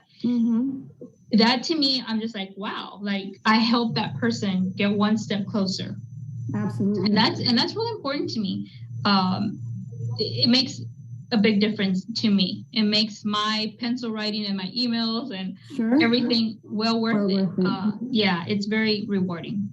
That's good, and it does, and so that's where you're coming from, a place of servitude, right? Where you kind of feel like that you've done your part to help someone, get that one step closer. Yeah. So that's great. I like hearing stories like that because your comment and the way that you talk about your job and your role and your experiences overall really does show the passion that you have for wanting to serve, for wanting to be, a change maker or the change agent, so to speak, in your organization. So I think that's absolutely wonderful. I love hearing the stories like that because it is very engaging and it kind of makes me, want to get all excited, and say, I want to do that too. So lastly, what do you recommend students in high school or college do to prepare for a college in your field? Okay. So first, let me back up a little bit, Geneva, really quick and share with the students watching. Anybody who's watching, I want you to be encouraged that if I can do it, you can do it. We all come from challenging backgrounds in one way or another. But if I tell my kids all the time, if I left to the Navy at 17 and got a little bit of help, I didn't have any financial means, got a little bit of help, and then came back and got a bachelor's degree and then got a master's degree, then you can do the same, or you can do more than that. I highly encourage you to be motivated and passionate about school. There is nothing better than getting educated, right? Straight out of high school, straight into college, there are many resources, workforce being one of them. There's many resources to help us get through college, even if you do not have the financial means. The world is here for you, right? The Valley is here for you. Organizations are here for you to get through higher ed. Why? Because that's going to move you from where you are right now to a different platform. That's going to move you, even the way we speak, right? I tell my kids, I spoke like a 14-year-old at 14. But the way we speak, the way we communicate, helping others, right? Someday you'll be in my shoes, helping students coming up under you. So it's very important that we're just really passionate and never let obstacles stand, or what may look like obstacles, stand in your way. There's always someone here to help you, whether it's your teachers, your administrators, organizations such as Workforce, Region 1, the schools. Reach out, because people are here to help. This is why we do these videos now, or these conferences, is so that you know, you know that we care and that we want, that anything that you want to do, you can do. That's why we're here, right? Absolutely. And you're absolutely right. And that's very true, students. You know, we want you to be successful in whatever it is that you decide to pursue. So we try to do what we can to support you. And you're absolutely right, Mrs. Salinas. We do kind of come together and it takes a village, as they say. It does. Right? We all It come does. together to kind of help everybody be successful, because in the end, that's what we want. That's right. So thank you, Mrs. Salinas, for joining us today. We appreciate you taking time from your busy schedule to participate in the interview. Your knowledge and experience is valuable and informative to all those listening and viewing this video. Students, to learn more about this career or any other career, be sure to explore any one of the following resources: Texas Reality Check, which helps you understand if you will be able to afford the lifestyle you want and find the occupation to help support that lifestyle. For career exploration, check out Texas Career Check, Career Coach, and ONET. Links to all these resources are also available on our website at wfsolutions.org. Thanks for watching.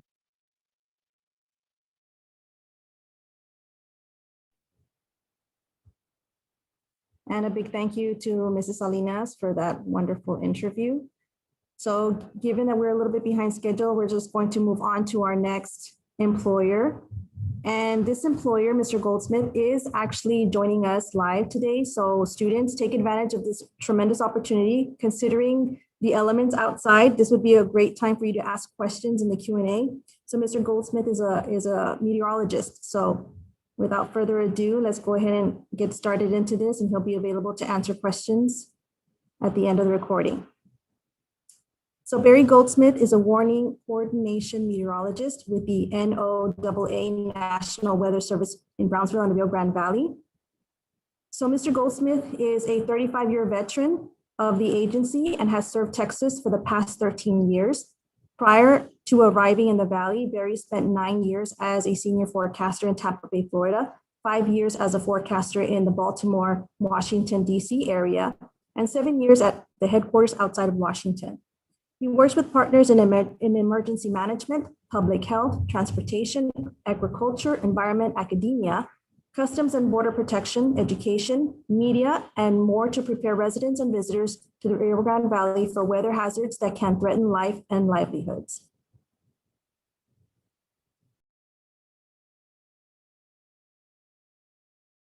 So hello, and thank you everyone for joining us today.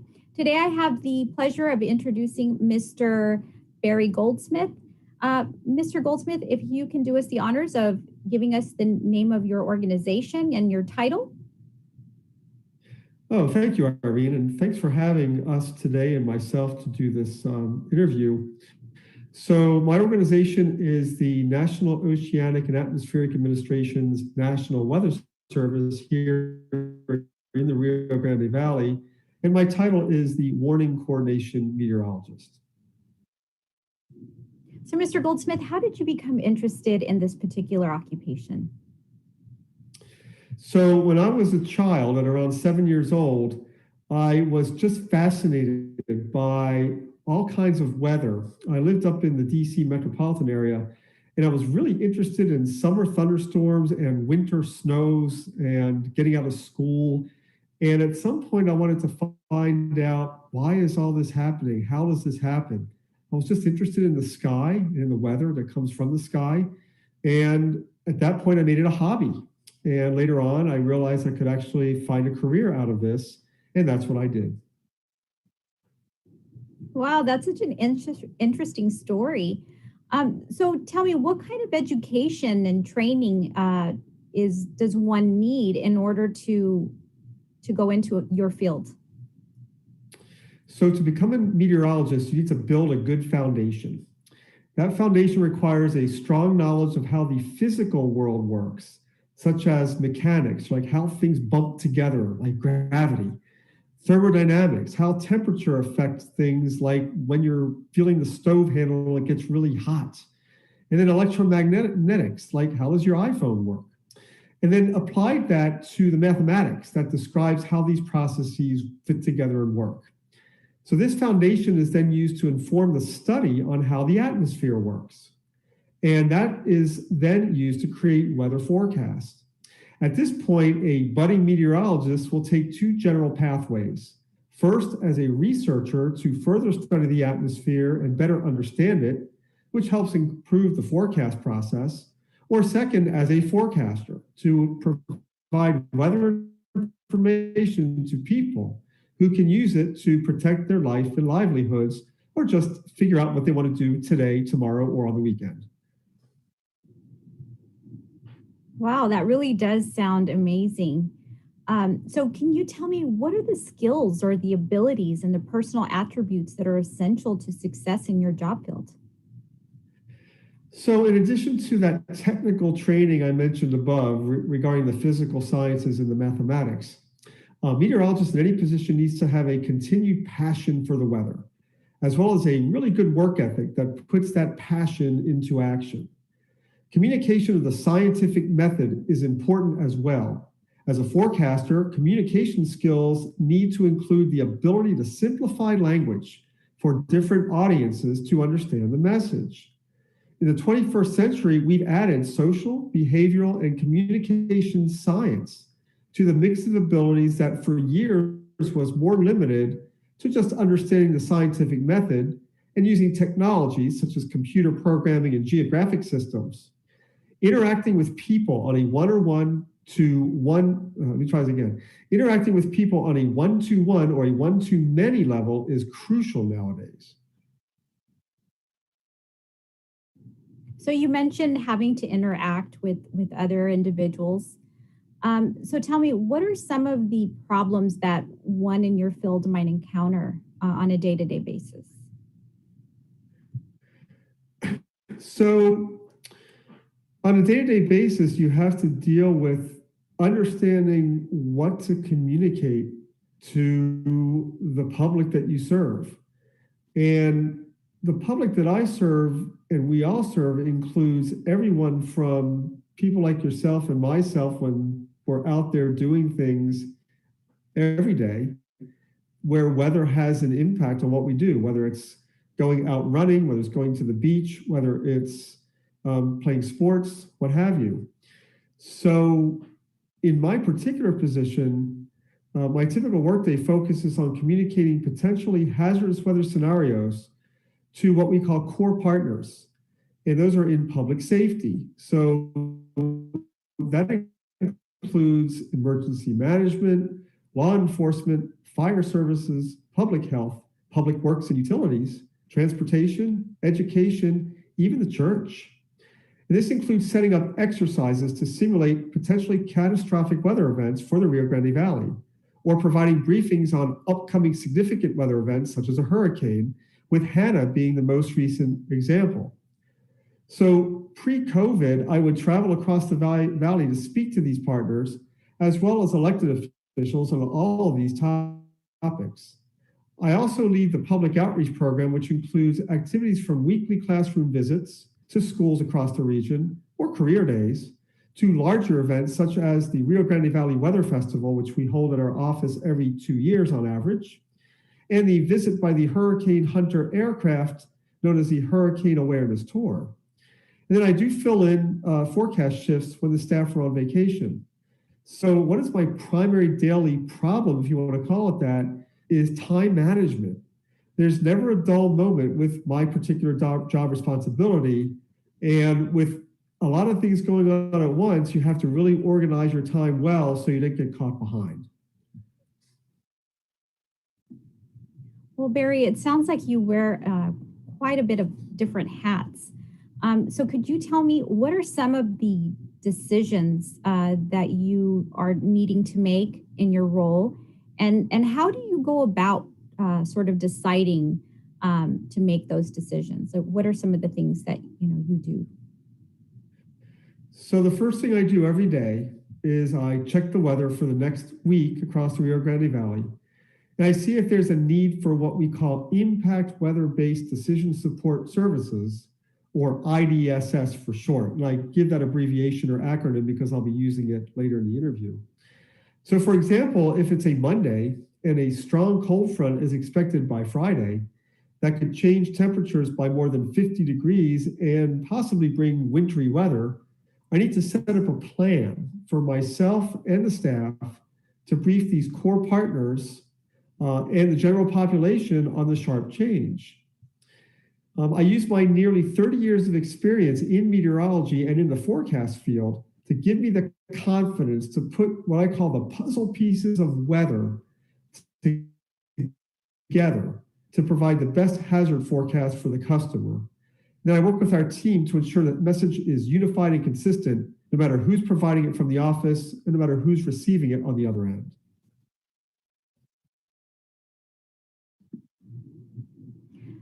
So can you tell me, Barry, what were some of the recent projects that you have had to work on? And can you tell me a little bit about those projects? So one of the more recent projects that I'm really excited about and hope to get back to in much more detail as we come out of the COVID situation we've been in is something called the Faith-Based Integrated Weather Team Initiative. That's a mouthful right there. But we began it in 2016 and 2017 to design or provide immediate safety information to Colonia dwellers when dangerous thunderstorm winds are forecast to race through these very vulnerable communities, as well as help them build resiliency for their dwellings and families to all weather hazards. The key sinew of this process is the churches and the community resource centers. Both of these serve the communities, provide a trusted source of information for what we call shelters of faith and resiliency rallies. A shelter of faith may be the church around the corner from a colonia, where the people know the pastors or the congregants that go there and would be willing to trust them to go to a safe place if a 90-mile-per-hour windstorm were headed their way and a warning was issued. The resiliency rallies can be held in the church or in the community resource center and bring in both private and public sector folks, such as Lowe's and Home Depot, or your local emergency management community, or law enforcement or fire service, and provide information to improve how these homes are able to withstand strong winds. And that can include everything from improving the walls and the roof structure to providing anchorage techniques for like a mobile home so that that home won't blow away.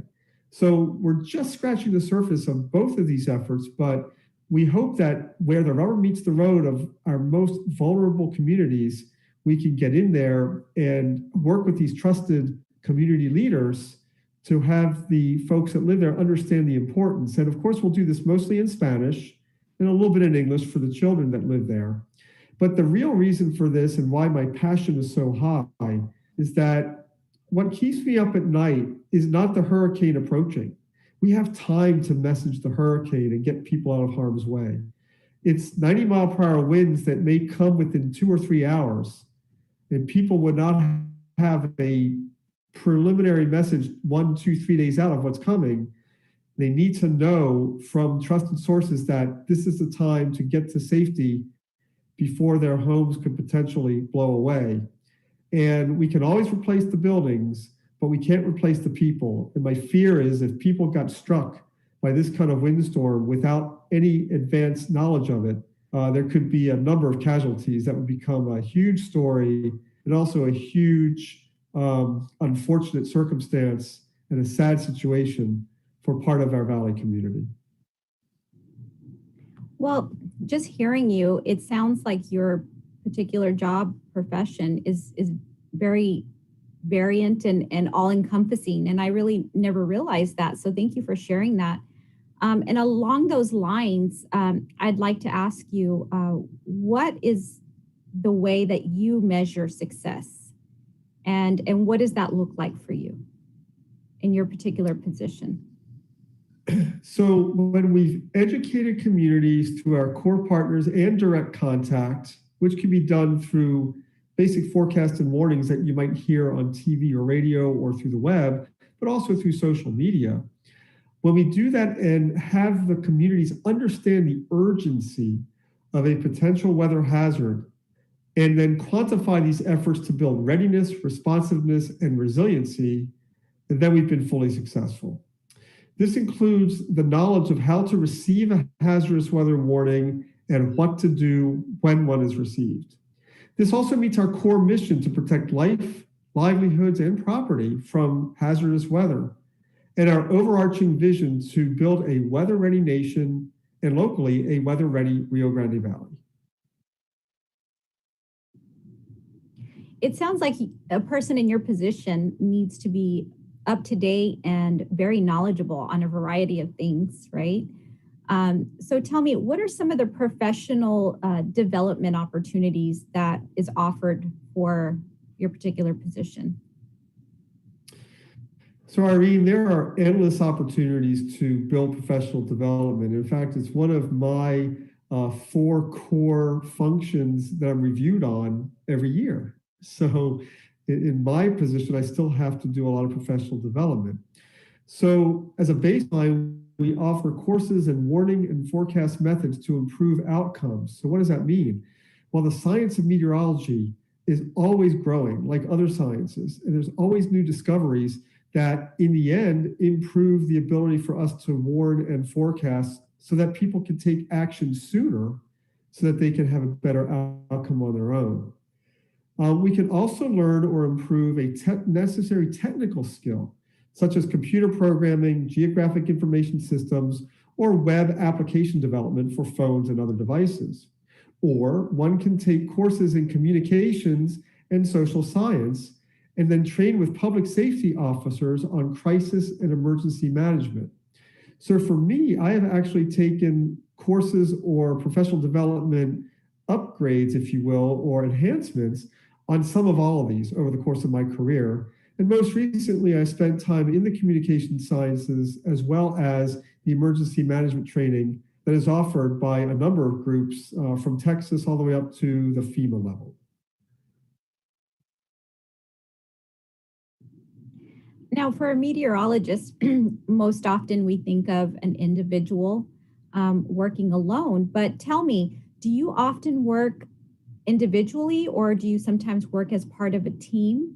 And the second part of my question for that is, if you work as part of a team, what is your role in that team? So to use a cliche from the sports world, there is no I in team. And in the Weather Service, there are only teams. So yes, I do work individually, but I always work with a team. So as a warning coordinator, that is my function or my primary function, I work as a leader or collaborator of a forecast team that often extends from the local office to regional offices. In our case, we have a regional office in Fort Worth, and then to national forecast centers, such as the National Hurricane Center down in Miami. I also work closely with emergency management coordinators and their staffs, and sometimes with elected officials that include local mayors, county judges, and even the governor's office. My office team role is to facilitate discussion for the best IDSS to our partners and the Rio Grande Valley community overall. I work with local teams on large public outreach events as well, such as the Weather Festival or the Hurricane Awareness Tour, and with regional or national teams on policy changes to how we're actually doing a job. For example, right now I'm on a national team to help improve how we communicate waves and currents at the beach, because unfortunately here in the Valley, our #1 killer every year on average is from rip currents and longshore currents at the shore. So I've been appointed to a national team to help refine the messaging so that we're providing information that's necessary and forecastable, so that the information that goes to the public and to lifeguards and others is clear and understandable, in which case that can now be used to help improve the outcome and reduce the amount of casualties in the surf at the beach here at South Padre Island. Well, we've talked a lot about your career and how you became interested in that. So just pivoting a bit, I'd like to ask, how do you balance a typical work, personal life sort of dynamic? And how is it that you sort of differentiate your life between the two? So in my particular position, on quiet days, when my time is spent developing material on public preparedness or partner meetings, or I update the webpage, I actually have that role as well as web manager, or even conducting training online or in person, whether I'm giving the training or I'm getting the training. My days are typically 8 hours during the daylight time. So this affords a normal, as most folks would define it, work-life balance. However, when critical hazardous weather bears down, I shift into 12 or more hour days and limited time at home, mainly just to eat a quick meal and sleep and do it all over again the next day. A landfalling hurricane in the Valley would change my location potentially to Weslaco to work directly in support of core public safety officials. We call that the Disaster District Committee that's based out of the Weslaco area. They have a region for the Texas Department of Emergency Management located there. It's region number 3. And that may actually include bunking in their gym for several days at this facility and not be home for a while. Otherwise, my busy season is March through June. That's called hazardous weather preparedness. But the peak of hurricane season, which is August and September, can become very busy, as we saw here in 2020. So yeah, there are moments when things are normal, and there are many moments when things are beyond the normal clock. And you just have to be prepared for that and ready to drop everything at a moment's notice and go and work the extra time, because our #1 role here is to serve the community information that protects their lives and livelihood. So I was going to ask, the second part to that question was, and how does that affect your life? But you've pretty much sort of described that, and it takes a great deal of dedication for the most part. So what would you recommend to students that are maybe going into college or in high school and considering a job or a career such as yours? What would you recommend to them? What kind of advice would you give them?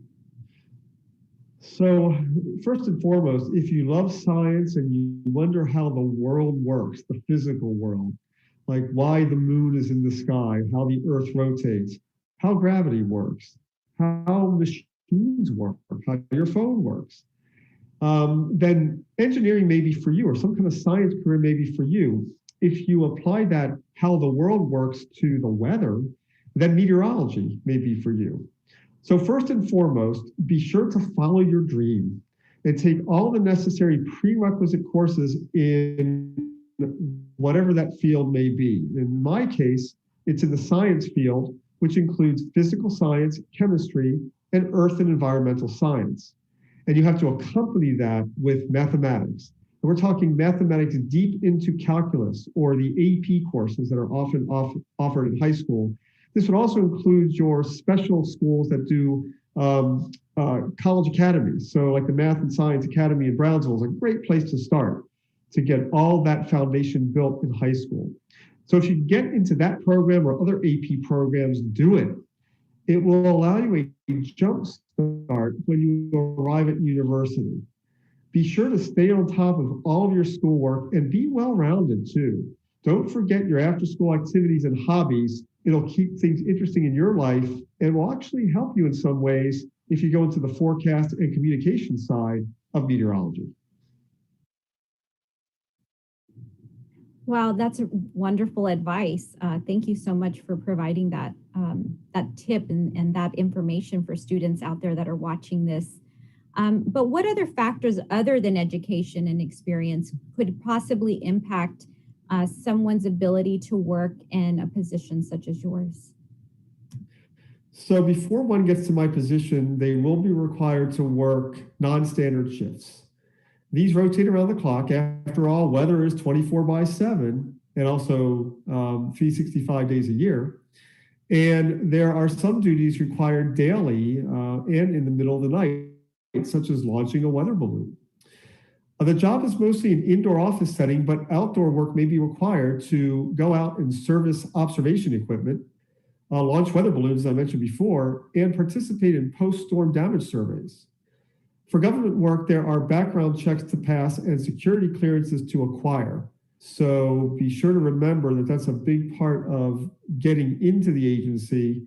You will go through a lot of things to ensure that you're ready to go and work for the government as an upstanding citizen of this country. That is a requirement. It's amazing how passionate you sound and that really resonates when you talk about your career. But what are some of the best career decisions, or what is one of the best career decisions, I should say, that you've ever made? So here's my shortest answer. It's this one. My job is actually one of my hobbies. Now, how cool is that? So again, I say to the students out there, especially the high schoolers, what do you like to do a lot? And not necessarily sports or watching television, because it's really hard to become a professional athlete, but you definitely want to keep doing sports.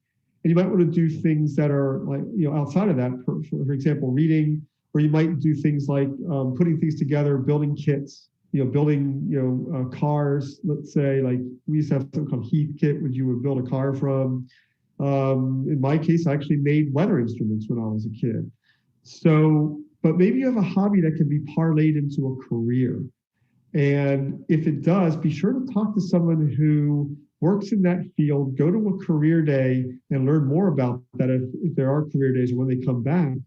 And then talk to guidance counselors or people in the field like myself, and we will help you along the way to understand what it takes to turn your hobby into a career. Like I said, when I tell people this is one of my hobbies, and I have others, but this is one of them, and I make a pretty good, salary for doing it. And I also have a very noble profession, which is protecting life and property of the people I serve. I mean, that's a win-win-win. And I've never looked back on the career that I have, and I've been doing it now for 35 years.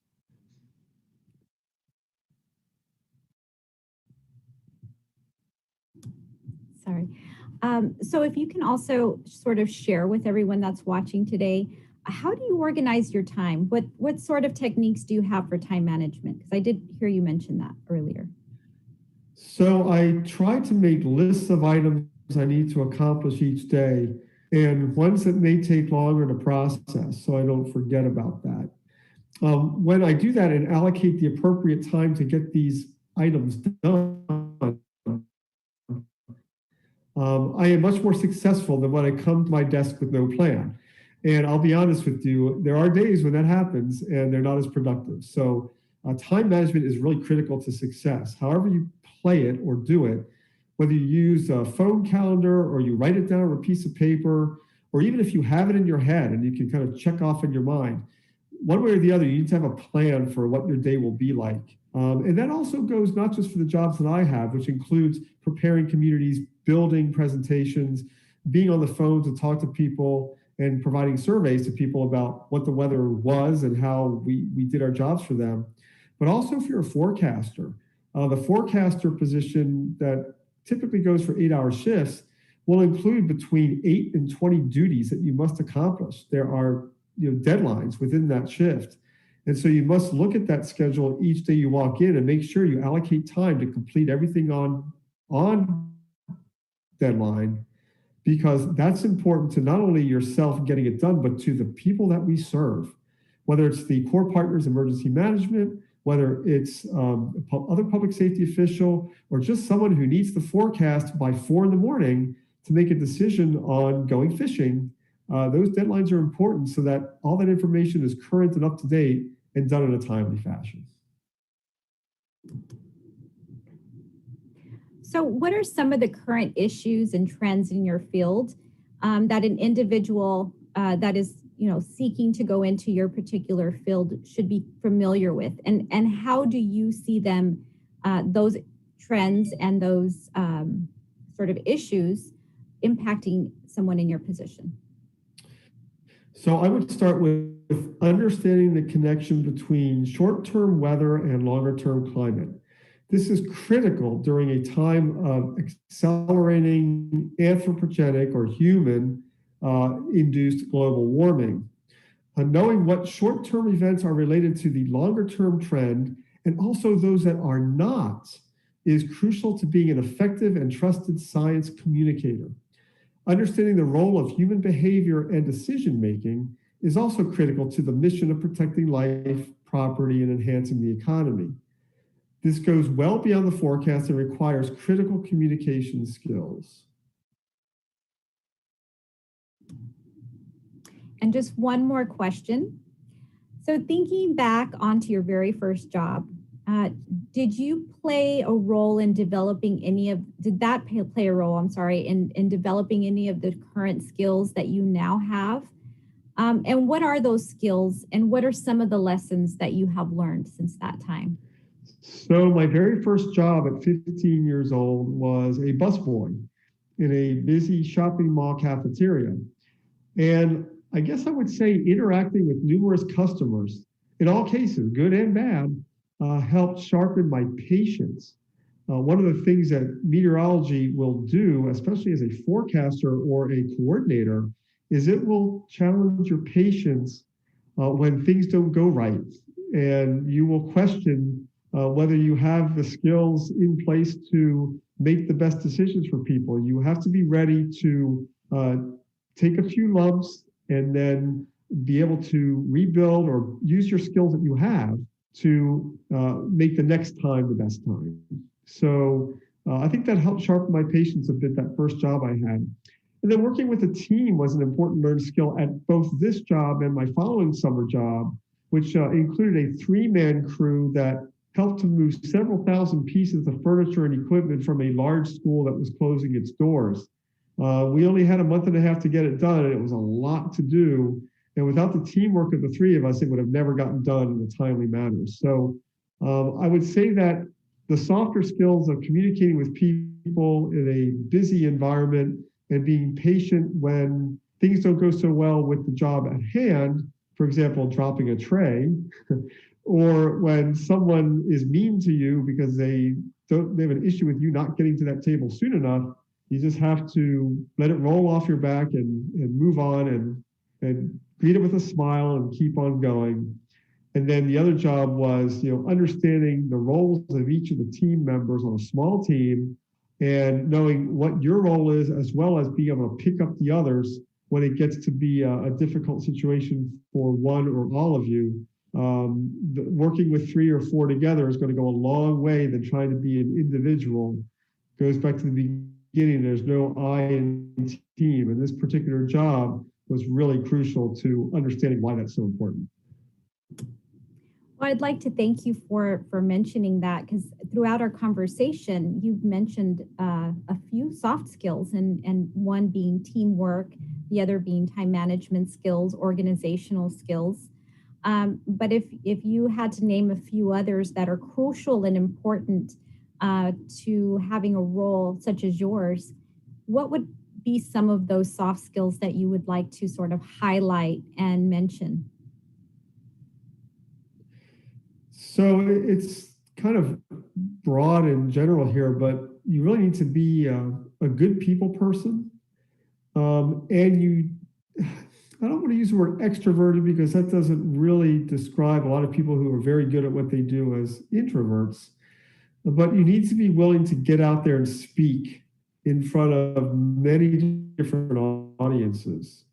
And to do that, you need to understand what that audience's needs are. So some audiences are going to be straight ahead decision makers in the emergency management world, and I call that crisis managers. And so they're not going to want to beat around the bush on topics that are esoteric or don't have any relevance to what they're doing. But you could go to another audience that would be the general population invited to a library meeting on the hurricane season. And you can't just baffle them with technical jargon. You need to put yourself in their shoes regarding their fears, their hopes, their concerns about an evacuation or a situation that they might not understand. And you need to gently communicate with them that this won't be so bad if you take the appropriate steps. Another interesting audience of core partners we have is public health. And people that work in the health world require a whole different line of messaging than the people that work in crisis management directly. Yet they serve the crisis managers. So in this case, you have to understand a different level of communication, which may be a bit softer and more people-friendly, but then you have to connect it with the crisis managers so that the public health officials you're speaking to can do the same. So it's a really awesome challenge, in my opinion. And I'll leave you with this. When I graduated school, at least my bachelor's degree in the late 1980s, if somebody had told me that I would have needed to have all of these soft people skills as a communicator and learn a lot about communications and behavioral and social science overall, I probably would have laughed at them. But here we are 35 years later, and at long last, social science has been built into the mission of the National Weather Service for the main reason that we're trying to reduce the impact of hazardous weather on people. And one of the biggest things we found is the more people know, the less they fear, and the more they will take the appropriate action to protect themselves, their livelihoods, and their property, which is our main mission overall. So it makes just perfect sense to do this, and now we've been doing it. It's really changed the way that we communicate to all levels of audiences. So that is, I think, where the rubber meets the road of bridging the technical and scientific knowledge with the communication knowledge that you can have for multiple audiences so that they understand what's at hand and they take that appropriate action to meet what is our core mission. Thank you so much, Barry, for all of that information. That's actually a very good answer and very interesting. Just hearing you describe the various different types of soft skills that are crucial, such as empathy, communication skills, interpersonal skills, things of that nature, and how important it is to have those types of skills in your particular profession. So I want to thank you. That concludes our interview. And again, I'd like to thank you, Barry Goldsmith, for agreeing to do this interview today. Just to know that the information that you've shared with us today is invaluable, and it will provide an opportunity to impact the lives of those viewing this video today.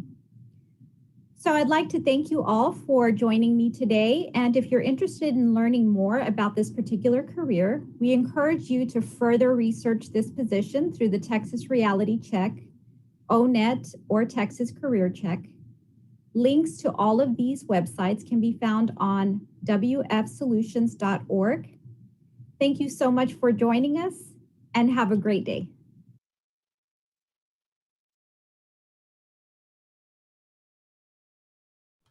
So thank you, Mr. Goldsmith, for joining us today. So we do have the opportunity to have live Q&A, students. So get your questions ready, type them into the Q&A box, so that way he can answer them. Mr. Goldsmith, good morning. Thank you for being with us this morning. I know that looking out my window, I'm pretty sure you're busy this morning, sending out some notifications with all this thunderstorm. So thank you again for being here today. I wanted to ask you a couple questions. It seems like you answered them already, but just so we can go ahead and get some live answers from you. one of the questions asked by Mr. Mateo was asking where you went to college. Yeah, so hopefully y'all can hear me. I have my video running too. I went Yeah, to Pennsylvania I State believe you're on University. mute. I don't know if you are you on mute right now, Mr. No, I'm not on mute. No, you're not on mute. Not on mute. Oh, there you go. Okay, can everybody hear me? Can everybody hear me? Yes, there we go, Mr. Excellent. So I went to university at Pennsylvania State University between 1983 and 1988. So I'm a long timer, working in the profession since 1986 as a student intern. So I did begin when I was in the middle of my college days at Penn State. Now, Mr. Goldsmith, you bring up a very good point there. And you called it a long timer or whatever.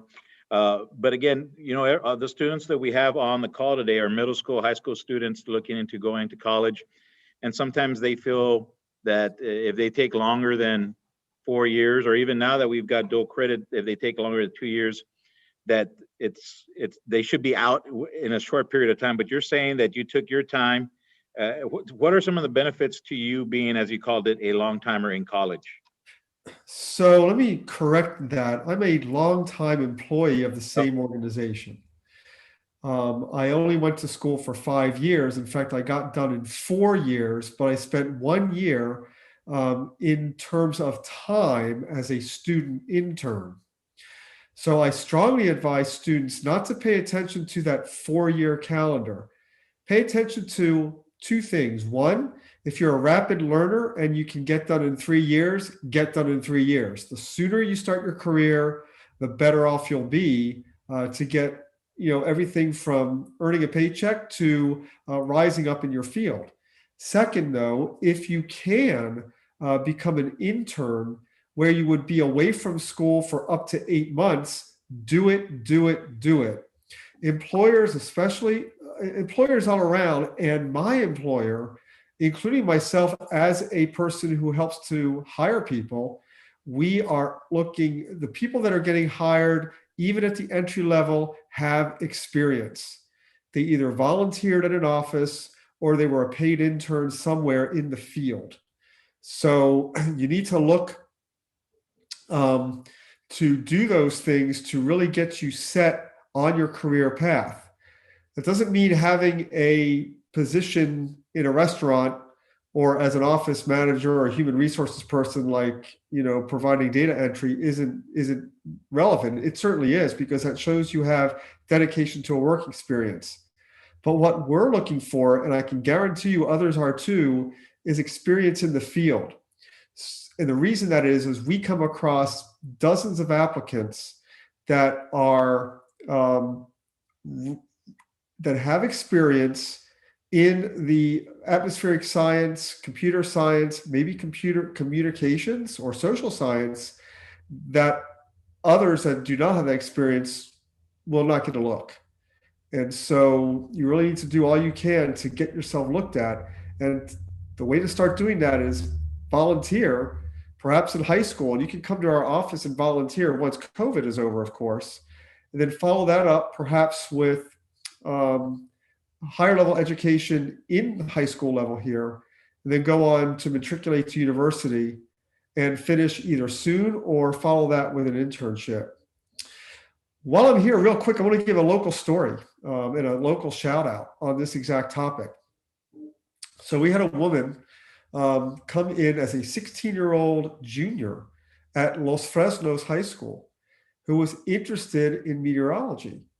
And she became a volunteer for our office at the ripe age of 16 and 17 while she was still a junior and senior, just learning what we do, helping out where she could, understanding the process, you know, not exactly doing the jobs that professionals do, but learning how we do our job. At the same time, she transferred to the Math and Science Academy in Brownsville. When she graduated high school, she went to Texas A&M and had that experience in her back pocket from both the Math and Science Academy and the experience working in our office as an unpaid student intern. She graduated A&M in 3 years, partly because she got credits ahead of time from her high school at Math and Science Academy. And then she tried to get back into the Weather Service, but unfortunately, other people had more experience than her, and or there just weren't enough openings for her to get in at the time. So she decided to do something very interesting. She applied for a job as an emergency management assistant planner.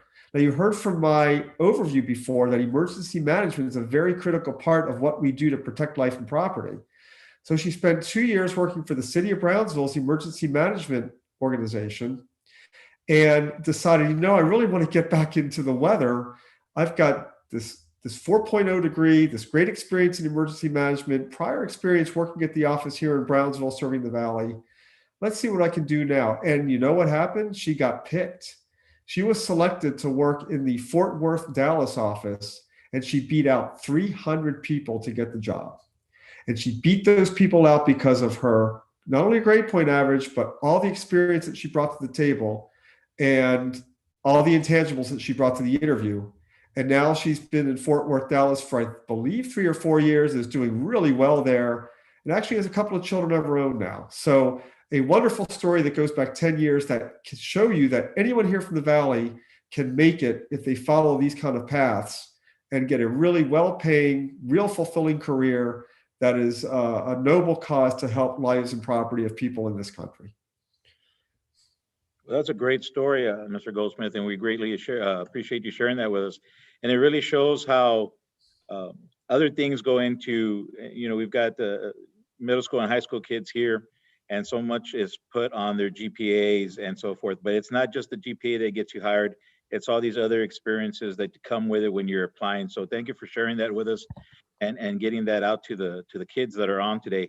I have a few more questions here. I know I don't want to take you up too much time because I know it's a busy day for you today. I have a question from Natalia Perez. She asked, do you have any tips for people that want to become a meteorologist or something similar? And then she has a backup to that. What should you expect when you start working as a meteorologist? Okay, so great question, Natalia. So let me see if I can answer those for you. First of all, you need to be studying math and science as a primary thing that you're now doing as you move into high school. And if you're already in high school, continue. So what does that mean? You need to take all the math classes you can to get yourself ready for advanced college courses. That includes trigonometry, it includes geometry, algebra, trigonometry, and ultimately calculus. So there's a set curriculum that begins as early as 8th grade with algebra, and then you can get into geometry and early trigonometry in early high school, and ultimately into pre-calculus and calculus, and even advanced calculus if you're willing to go that far in high school. So your math will build your foundation that you need for the physical sciences that you'll be doing in meteorology. So the physical sciences, what does that mean? You need to take as many physics classes as are offered. That could be physics 1, that could be physics 2, those two for sure. And if there's an advanced placement physics course, take that as well. Be sure to take chemistry as well. Take 2 chemistry courses if you can in high school. And don't forget environmental or earth sciences. Those are really, really important too. Now, when you get to college, you'll have that foundation already built, and that'll take you into any number of STEM programs, from engineering to computer science to physics. You can go advanced degrees in physics, or in my case, the atmospheric sciences or meteorology. So universities here in Texas that offer these courses are as close by as Texas A&M Corpus Christi. You can also go to Texas A&M main campus in College Station. And there is Texas Tech out in Lubbock, and the University of the Incarnate Word in the San Antonio area. All those offer full 4-year degrees. If you want to go out of state, there's a number of other universities you can go to. We can provide that information for you later. So the foundation is math and science, particularly calculus and physics. And then you move on to those core courses in the atmospheric sciences when you're in school. And if you do all that and start early, like at a magnet school such as the Math and Science Academy, you'll be already ahead of the game. You could follow the young woman's example I gave before. Her name, by the way, is Bianca Garcia, originally Bianca Villanueva. She came to our office and then went to A&M, graduated with a near 4.0 grade point in 3 years because she had the foundation built early. So take all those courses as soon as you can. The follow-up question was, what do we do on our jobs day to day? Well, you apply all that you've learned in the atmospheric sciences. So you build a foundation of math and physics to understand how the atmosphere works, and then you get that degree. Maybe you go for an advanced degree, a master's or a PhD, and then you follow that advanced degree with now the knowledge that you have multiple foundations to build the house to understand how to forecast the weather. So there's two options you might have. One, you may want to continue into research. There's a lot of research that still needs to be done on how thunderstorms work, or how winter storms work, or how hurricanes work. We're never done with the atmospheric sciences. So there's always a need for research, but you may be interested in forecasting the weather like I have done for now 35 years.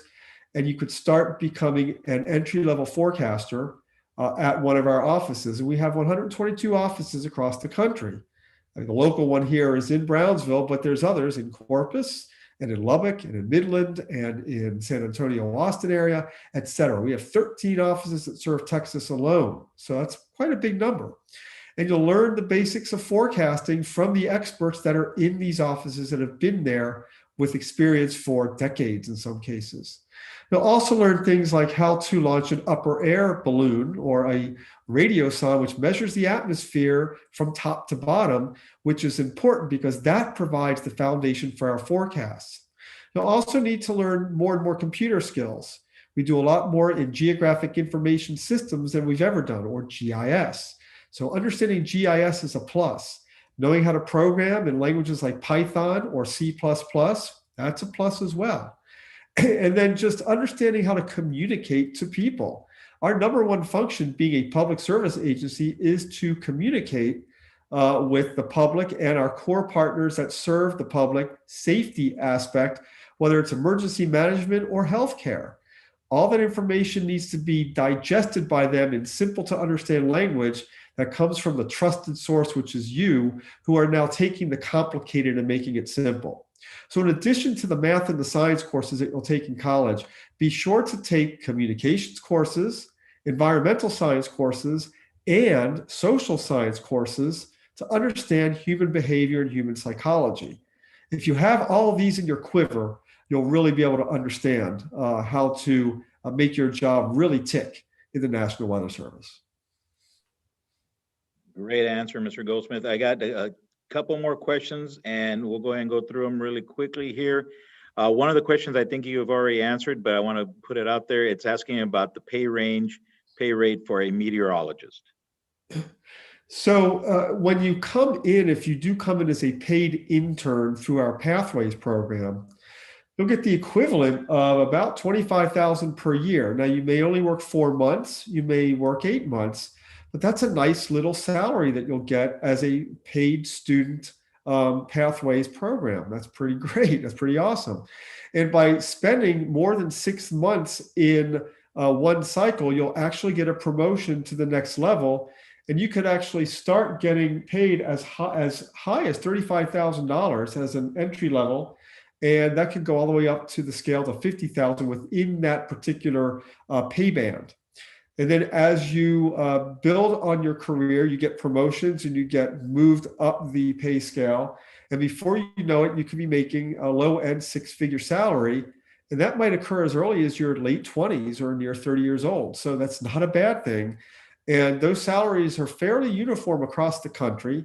Certain locations that have a higher cost of living do pay more through a cost of living allowance.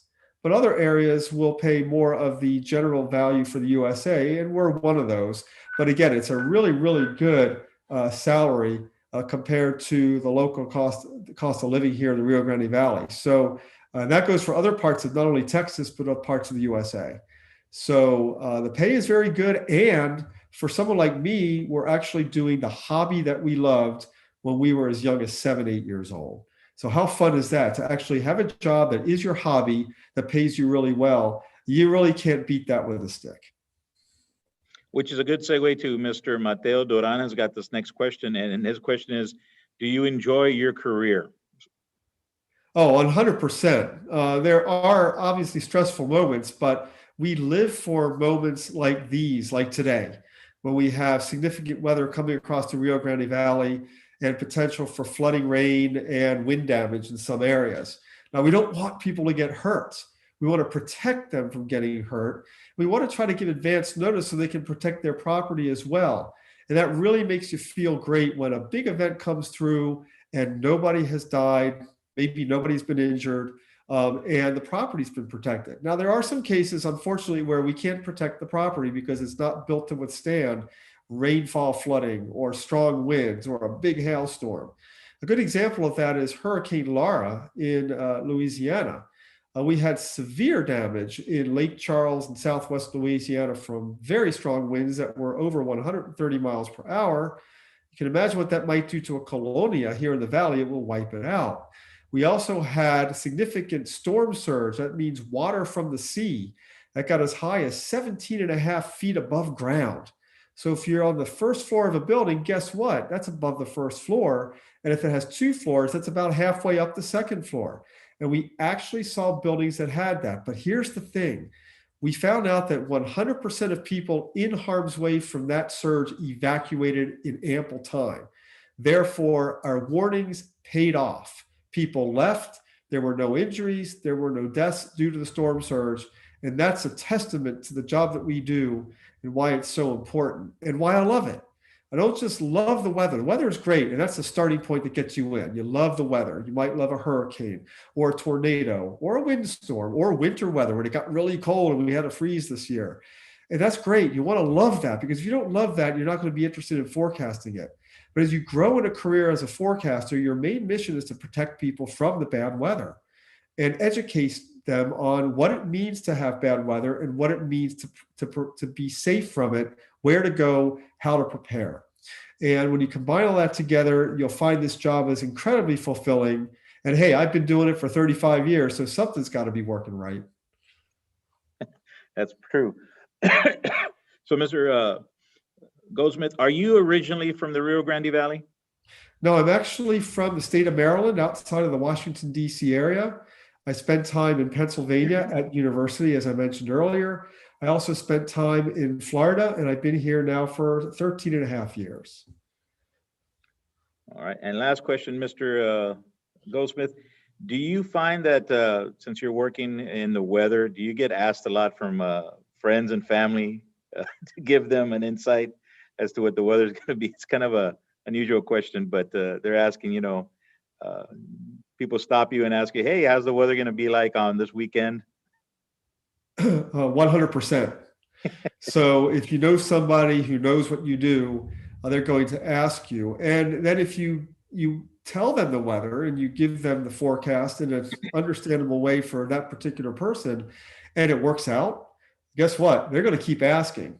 And there's nothing wrong with that. I get, like on a day like today, I've had, 5 to 10 at least direct calls from people I know, including some of the partners, but also friends of mine. They're like, okay, what's going to happen? Because if you've been right or correct in the past, they're coming back to you. And that's the best feeling of all, is that they trust you. And one of the things that our job tries to enshrine on people is trust. You really want to strive to get those forecasts as correct as possible. Today's an interesting example, right? We knew it was going to be a bad day weather-wise across the valley. But unfortunately, as late as yesterday afternoon, we thought it would be late morning out in the upper valley and mid-afternoon here in the lower valley. Well, guess what? 6 hours earlier. So there'll be people that will say, hey, great job. You said Wednesday would be bad. It was. There'll be other people that are real specific and say, you said it was supposed to come at 3, and here we are at 10 in the morning and it's pounding rain. What happened? What's up with that? So you got to be willing to have a thick spine and be able to take all those answers, the kudos and the congratulations, as well as the criticism. And when you get the criticism, don't blow it off. Don't blow it off and say, you were right. What are you talking about, person? Say, hey, look, yes, it came earlier.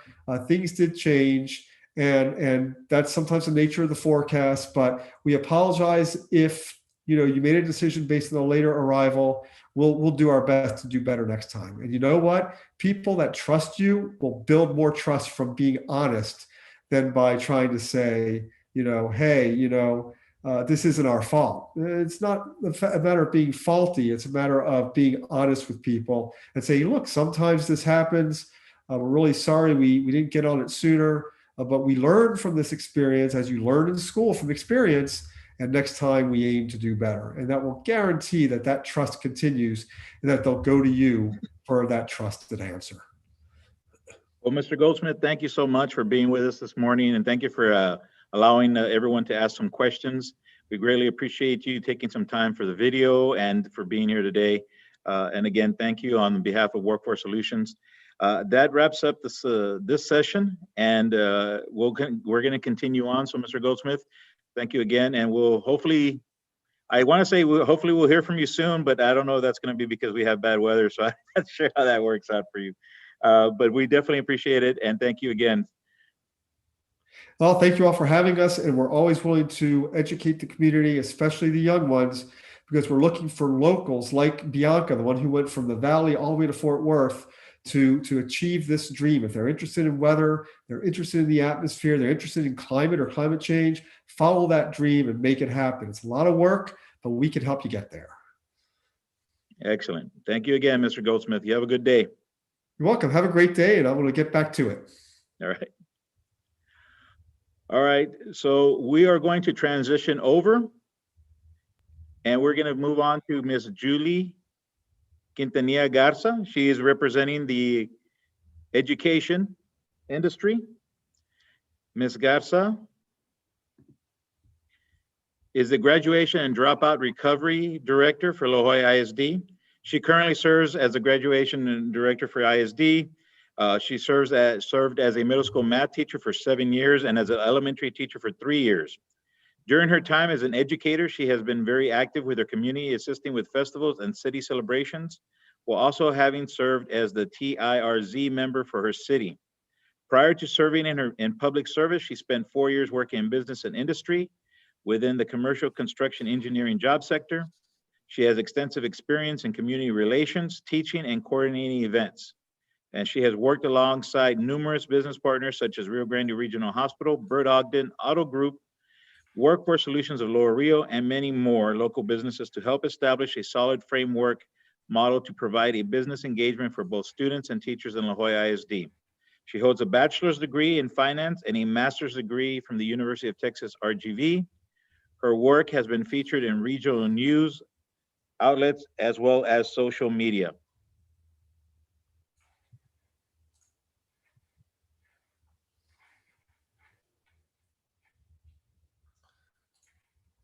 Hello, everyone. My name is Jasmine Hernandez, and I'm a workforce outreach specialist with Workforce Solutions.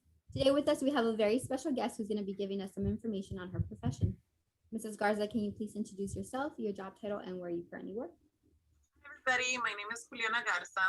A lot of people know me by Julie, and then others by Mrs. Garza. I am currently the Graduation Student Recovery Director for La Jolla ISD.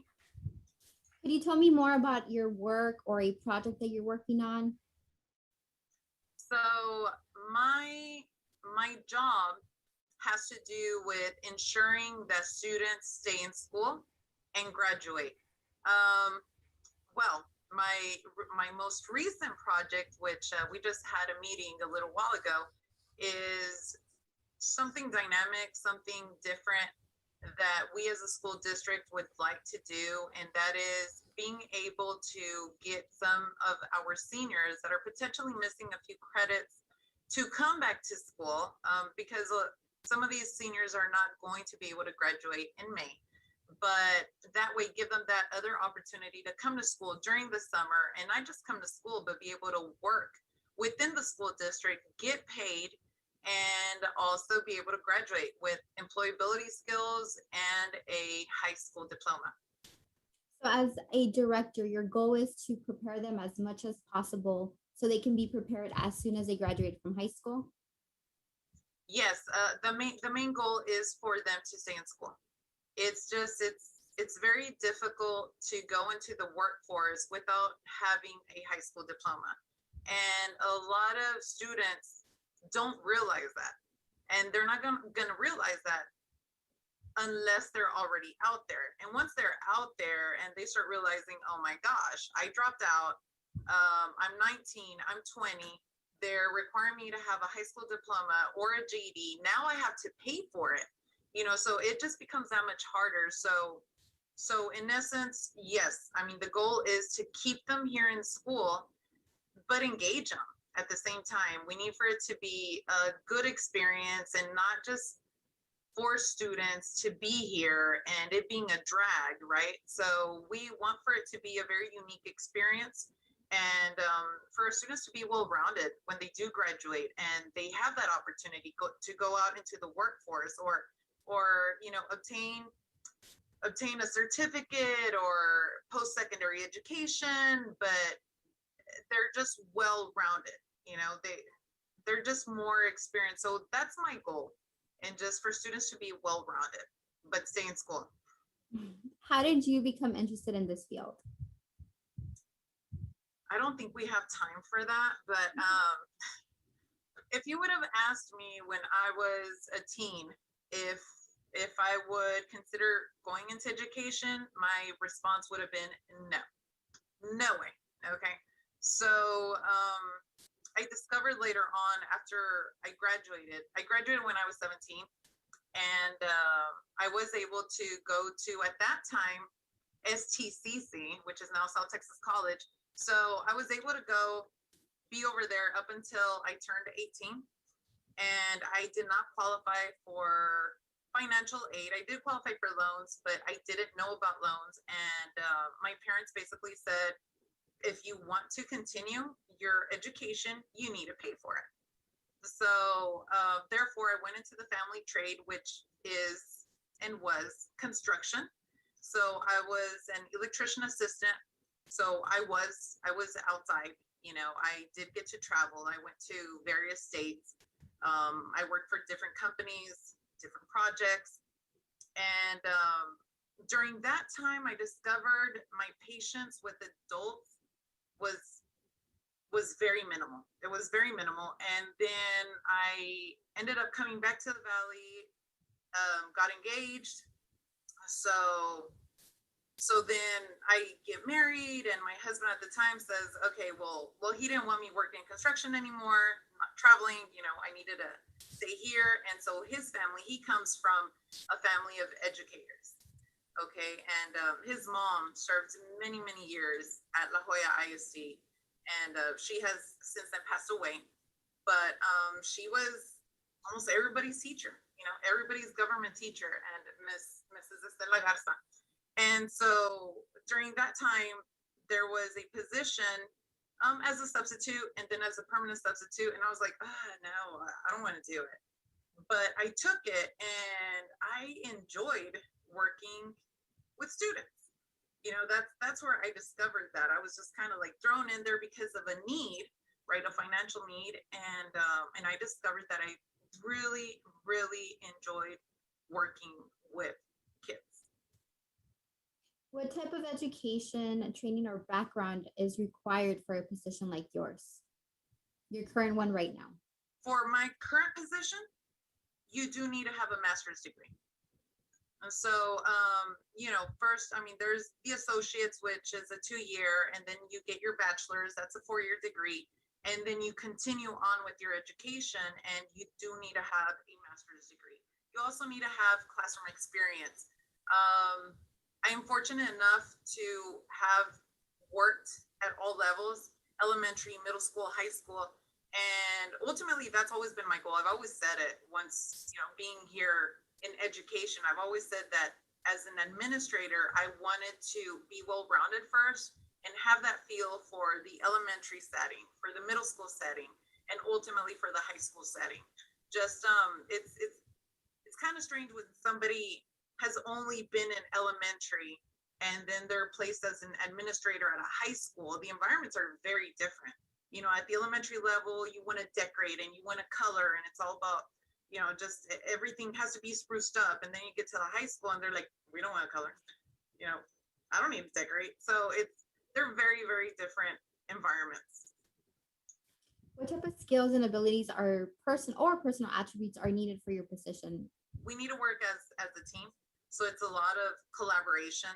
So collaboration goes hand in hand with communication, which goes in hand with having good people skills. If you're rude, nobody's going to want to work with you. If you don't say, just the thank yous and give people their place, once again, they're not going to work with you and you will not get very far. So all of the above, definitely. What does your typical workday look like? So Is there a typical workday or is it different every day? I do not have a typical workday. It is different. So I always come in with the idea of, okay, I know that at 7:55 I'm making my big cup of coffee, and then it's kind of like, okay, let's see what today brings, So there's campus visits. I'll go out there, and in going out to the campuses and checking up on the graduation specialists, there's just different problems that'll definitely come into play that need solutions. And so that's just one aspect of it. And then there's other programs that need attention. And so counselors will start calling me, hey, Julie, and what about this student? Can this student participate in this program? And okay, so then, calls to all over the place, and then emails after emails, and then, oh my goodness, TEA wants to know what we're doing with a certain population. So you have a Zoom meeting, a required Zoom, well, now it's Zoom, right? But a required meeting at 3 o'clock, or it's at 4 o'clock, and it's gonna go well past 5 o'clock. So I just never know. It's never typical, but I like different. I don't like typical anyway, so it works out. It fits with my personality. All right, so I apologize. We are running a little bit late. So we do have Mr. Gabriel Garza, who is a clinical pharmacist who is scheduled to start at 11:05. He's actually joining us this morning. He's going to be on at the end to answer questions live. And to be considerate of his time and the fact that he was able to join us today, I apologize, but we are going to cut Ms. Garza's interview short a little bit. It is available in its entirety on our video library. If you are a teacher and you're wanting to access that, please send us an email asking for access at getempowered@wfsolutions.org, or you can email me directly at david@wfsolutions.org as well. But again, we apologize for that, but we want to be very considerate of Mr. Garza's time, who has joined us. He's on the call and he will be available after we play his interview. Please be aware that he's going to be here to answer questions. If you have any questions throughout, please enter them in the chat or in the Q&A, and he can answer those as we go. So with no further ado, I'm going to go ahead and start with Mr. Garza.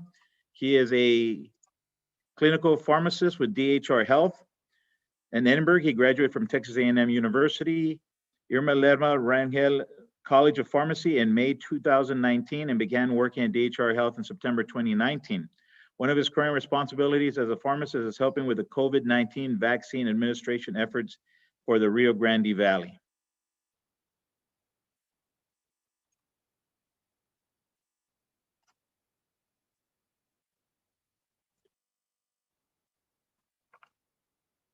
Hi everyone, my name is Elizabeth Mesa and I'm a workforce outreach specialist with Workforce Solutions. Today with us, we have a very special guest from the healthcare industry who will be giving us some information on his profession.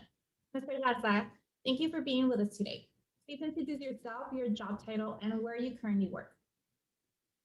Yes, so my name is Gabriel Garza. I'm a pharmacist at DHR Health here in Edinburgh.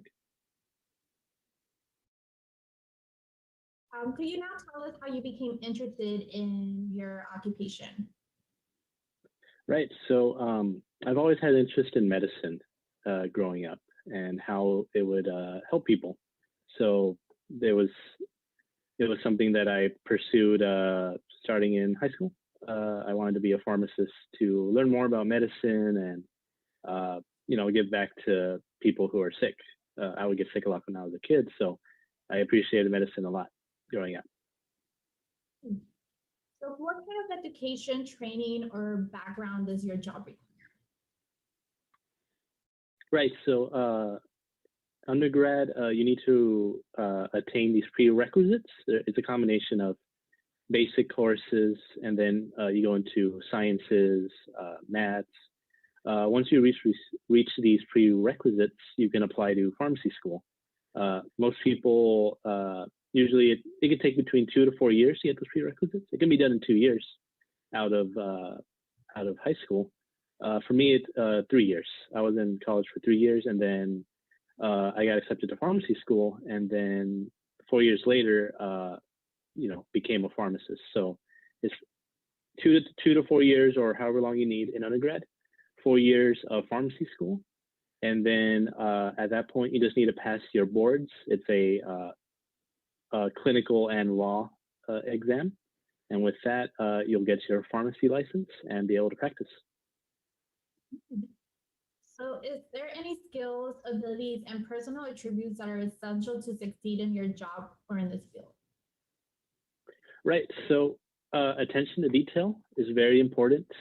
We're double checking a lot of work from doctors, orders, either out in stores, retail pharmacies, or in the hospital or in clinics.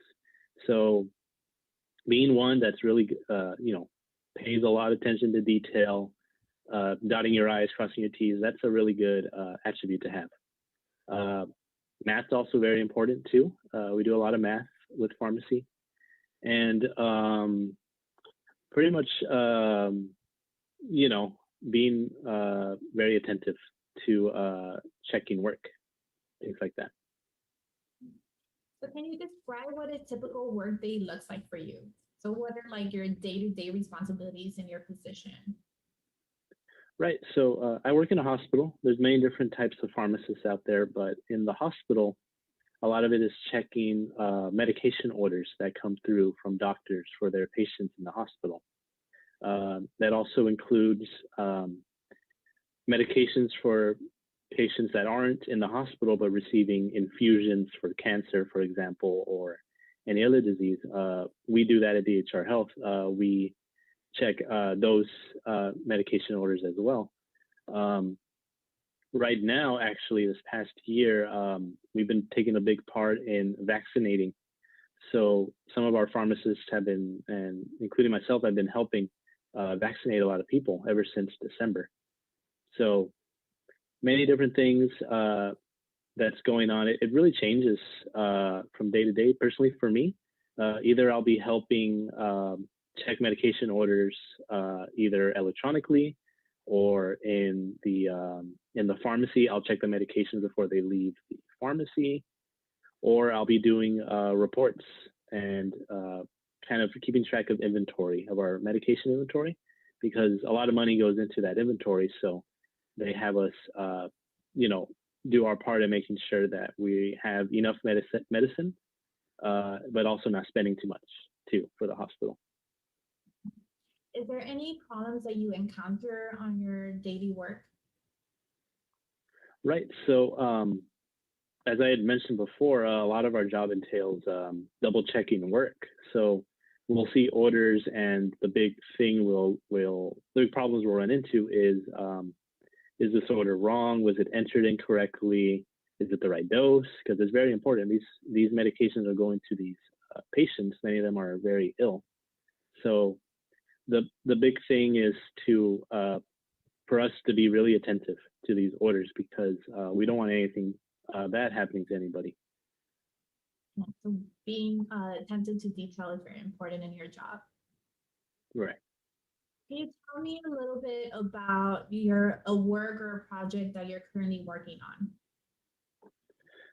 Okay, yeah. So right now, I'm helping my pharmacy director. We're looking at the medications that we're purchasing, how much we're keeping. So right now, he's having me look into optimizing how much medication we have Now, the trick with that is to make sure, basically, I don't want to buy too much, else we'll be spending too much of the hospital's money on medications that we might not be using, but I also don't want to buy too little because we don't want to run out of medications as well. So that's one project that we're working on right now, is kind of making sure we're, optimizing our inventory and also our formulary. Basically, we want to optimize the medications we have in our hospital, I guess is the thing. That's a project we're working on right now. What aspects of your job do you find most challenging? I guess the project that I mentioned, inventory, all of that, it's very challenging because there's so many medications. We have over 3,000 different medications. We have so many different hands. We have all our employees, they're getting the medications when they need them, things like that. There's so many hands touching the system that it makes it tricky to, get a good handle on what's happening, right? But that's what the job is there, is to make sure we have the right amount of medications. And Oh, go ahead. which aspects of your job do you find most rewarding? That would be I know that when I was giving vaccines, it was very rewarding to be able to help these people, especially with it being COVID. So many people are so scared of it, and being able to give them the vaccine, I knew I was helping them, and they knew that they were getting help, and it always feels really good to help someone. It's that patient interaction is probably the most rewarding part of it, seeing being able to help and give back to the people in our community. How does success look like in this position, and how will you measure it?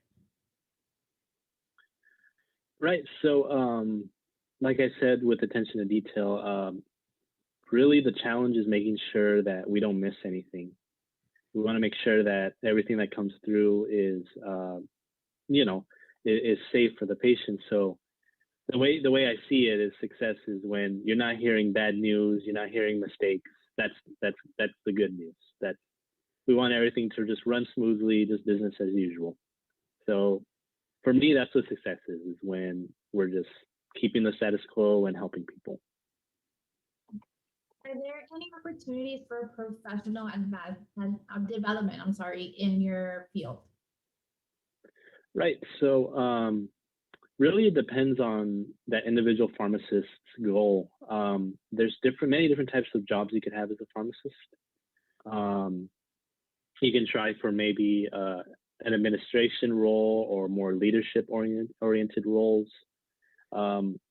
There's also different, they could have clinical goals, for example. They could wish to work more closely with, this is for a hospital, with doctors, going to the floors and helping them, work towards the best medication to pick for the patient. So those are different, developments you can go through. Usually you can get more certifications. So for example, you could specialize in pediatrics and become a pediatric pharmacist. That's one thing you could do. That, or you could try applying to places or get experience as a pharmacist in charge. They're the ones that pretty much are the point of contacts for those pharmacies, the ones in charge of those pharmacies. But really, all in all, for a profession, not too much of development. Kind of where you start out is pretty much a really good spot to be in for most pharmacists. So it's mainly like if they want to evolve into a different type of pharmacist or a certain specialty, they will have to get certification for those. Right. Yeah. Certification for specialties, or getting a leadership role, like as the pharmacist in charge of that pharmacy. Do you more often work individually or with a team? Oh yeah, it's a team, because in the pharmacy, it's the pharmacist and the pharmacy techs. And so we work together to make sure that everything runs smoothly. So so in the hospital, though, we also work with nursing, we work with doctors, we work with software people, so IT, to make sure, because all these orders are electronic, so we work to make sure that we with what we know clinically and what they know electronically, we kind of combine our knowledge and make sure that these orders are, they're kind of streamlined to be done correctly and be entered without errors. So I guess, yeah, it's a big thing, really. In a hospital, you're working with everybody around you, and especially in retail, that's the big thing. It's the pharmacists, the pharmacy techs, and the customers too. They work together to make sure that everything's correct, that it's timely, and that the patient is very educated on what their medication is, so that they know what they're taking. How do you organize your time at work? Right. So for me, every day's kind of different. Really, I prioritize it by the most important. So, for example, if I'm working in the pharmacy, anything that's what's called a stat med needs to be sent right away. We'll of course put those first. We'll make sure those are made and sent out quickly, because those can be life or death medications. But then from there, we prioritize based on the level of importance and how quickly it needs to be done. And me personally, that's usually how I do it. The important medications, the important patients come first, and then projects, reports, things like that may come in between those times there. Can you describe your typical work-life balance in your field? Yeah, so I'm kind of lucky. Most pharmacists usually don't work Monday through Friday, kind of an 8 to 5. So I've had it where I'm able to, it's a normal balance for the most part. For me, it's about a 30-minute drive, but I've gotten used to it there, and it's not that bad. Now, depending on where you're working, your schedule could be different. I try to just make sure that I guess the important thing is once I'm home from work, kind of leave work, where it is. Don't take it home. Just go home and relax, because it can be very very stressful. You can kind of wonder, should I have looked at this more closely? Should I have done this? Should I have done that? But I found the best thing to do is wait till tomorrow, because at home you can't do anything about it. So that's kind of how I go about that. I kind of leave work at work and leave home at home. So what would you recommend students in high school or college to do to prepare for a pharmacy career? I would say try to work in a pharmacy. You can try to, well, actually, maybe not anymore, but probably volunteer. It used to be pharmacy technicians didn't need a bachelor's. I think it was a bachelor's, or they need a certain degree. I'll need to double check, but try to see if they can. It's in high school. See if they can volunteer at a pharmacy. See if they can shadow someone. Get that real world experience, because that's what it's going to be like after school. You want to. I would say you'd want to see what it's like before you start going into it. See if it's for you. And you can try it in retail stores, you can try it in hospitals, clinics. I say just go out there and see what if it's for you is the thing. And then in school, just really make those contacts in pharmacy. See if you can meet people in pharmacy, get to know them in your high school or college, maybe even by working for them. And then just look into your sciences and your maths. Those will be very important in pharmacy school. And especially the math, you'll take that into you. Yeah. How about like in high school? What courses would you recommend students to take, or what electives for them to take in order to pursue a career in pharmacy, or will help them with a career in pharmacy? Right. Yeah. So really, math. I'd say math, because at the very end of your schooling, when you take the board to become a pharmacist, the math's very important. It's a big part of the test, and it can make it or break it for a lot of people. So strengthening their math, I think, is very important because you're going to do a lot of that in pharmacy school, and then you're going to do a lot of that as a pharmacist if you become one. What factors other than education and experience impact someone's ability to work in your position? Like, does somebody need credit? Do they need a clean background? They have to work outdoors or indoors? Yeah, so really be willing to work. So I guess going into some of the schedules some of the pharmacists have that I know, a lot of the pharmacists that I work with at the hospital work a 7 on, 7 off shift, which means they work about, I guess, 2 weeks worth in 1 week. So they work about 80 hours in 1 week, and then they have the entire week after that off. So it's kind of like a shift because hospitals are usually open 24/7, and so the pharmacists will usually need to be there 12 hours, and so they'll be there 12 hours for about 6 days. I think that adds up to about a little less than 80, and then week after that they're off, and they can do whatever they would like in that week off. That's one schedule. A lot of stores, it's usually long hours, and sometimes you'll be picking up shifts kind of on short notice. That's something to consider also, is having flexibility to work long hours and work, with a few days ahead of time that you didn't know you were going to be working. Really, each of these has its pros and cons.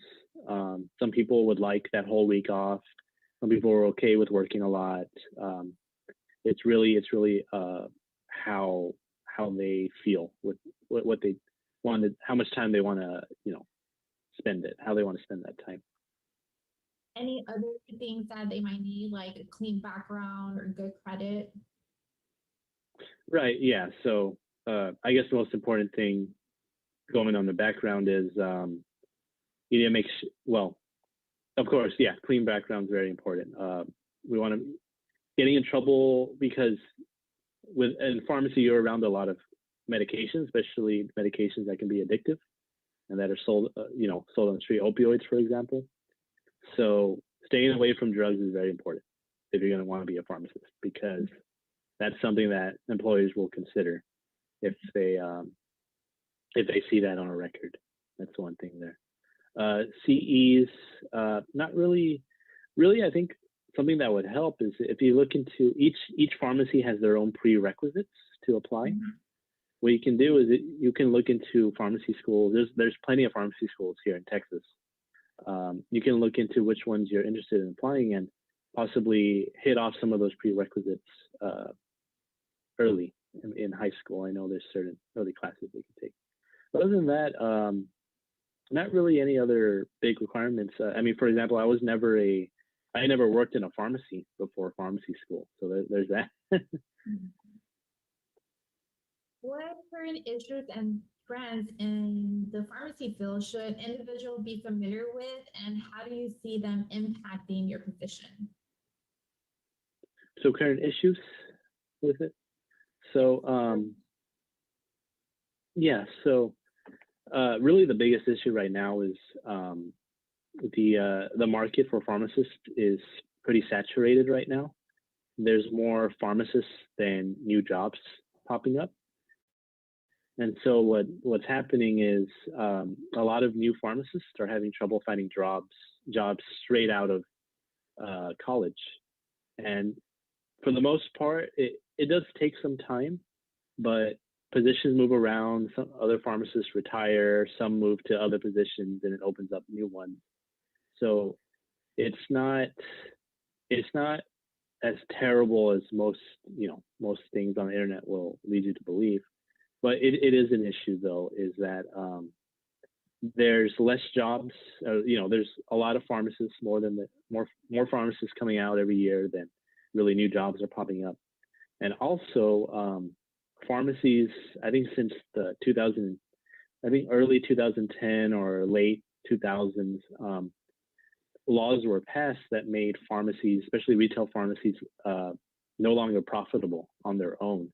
And that's why you may have noticed a lot of mom and pop pharmacies closed down years ago, got bought out.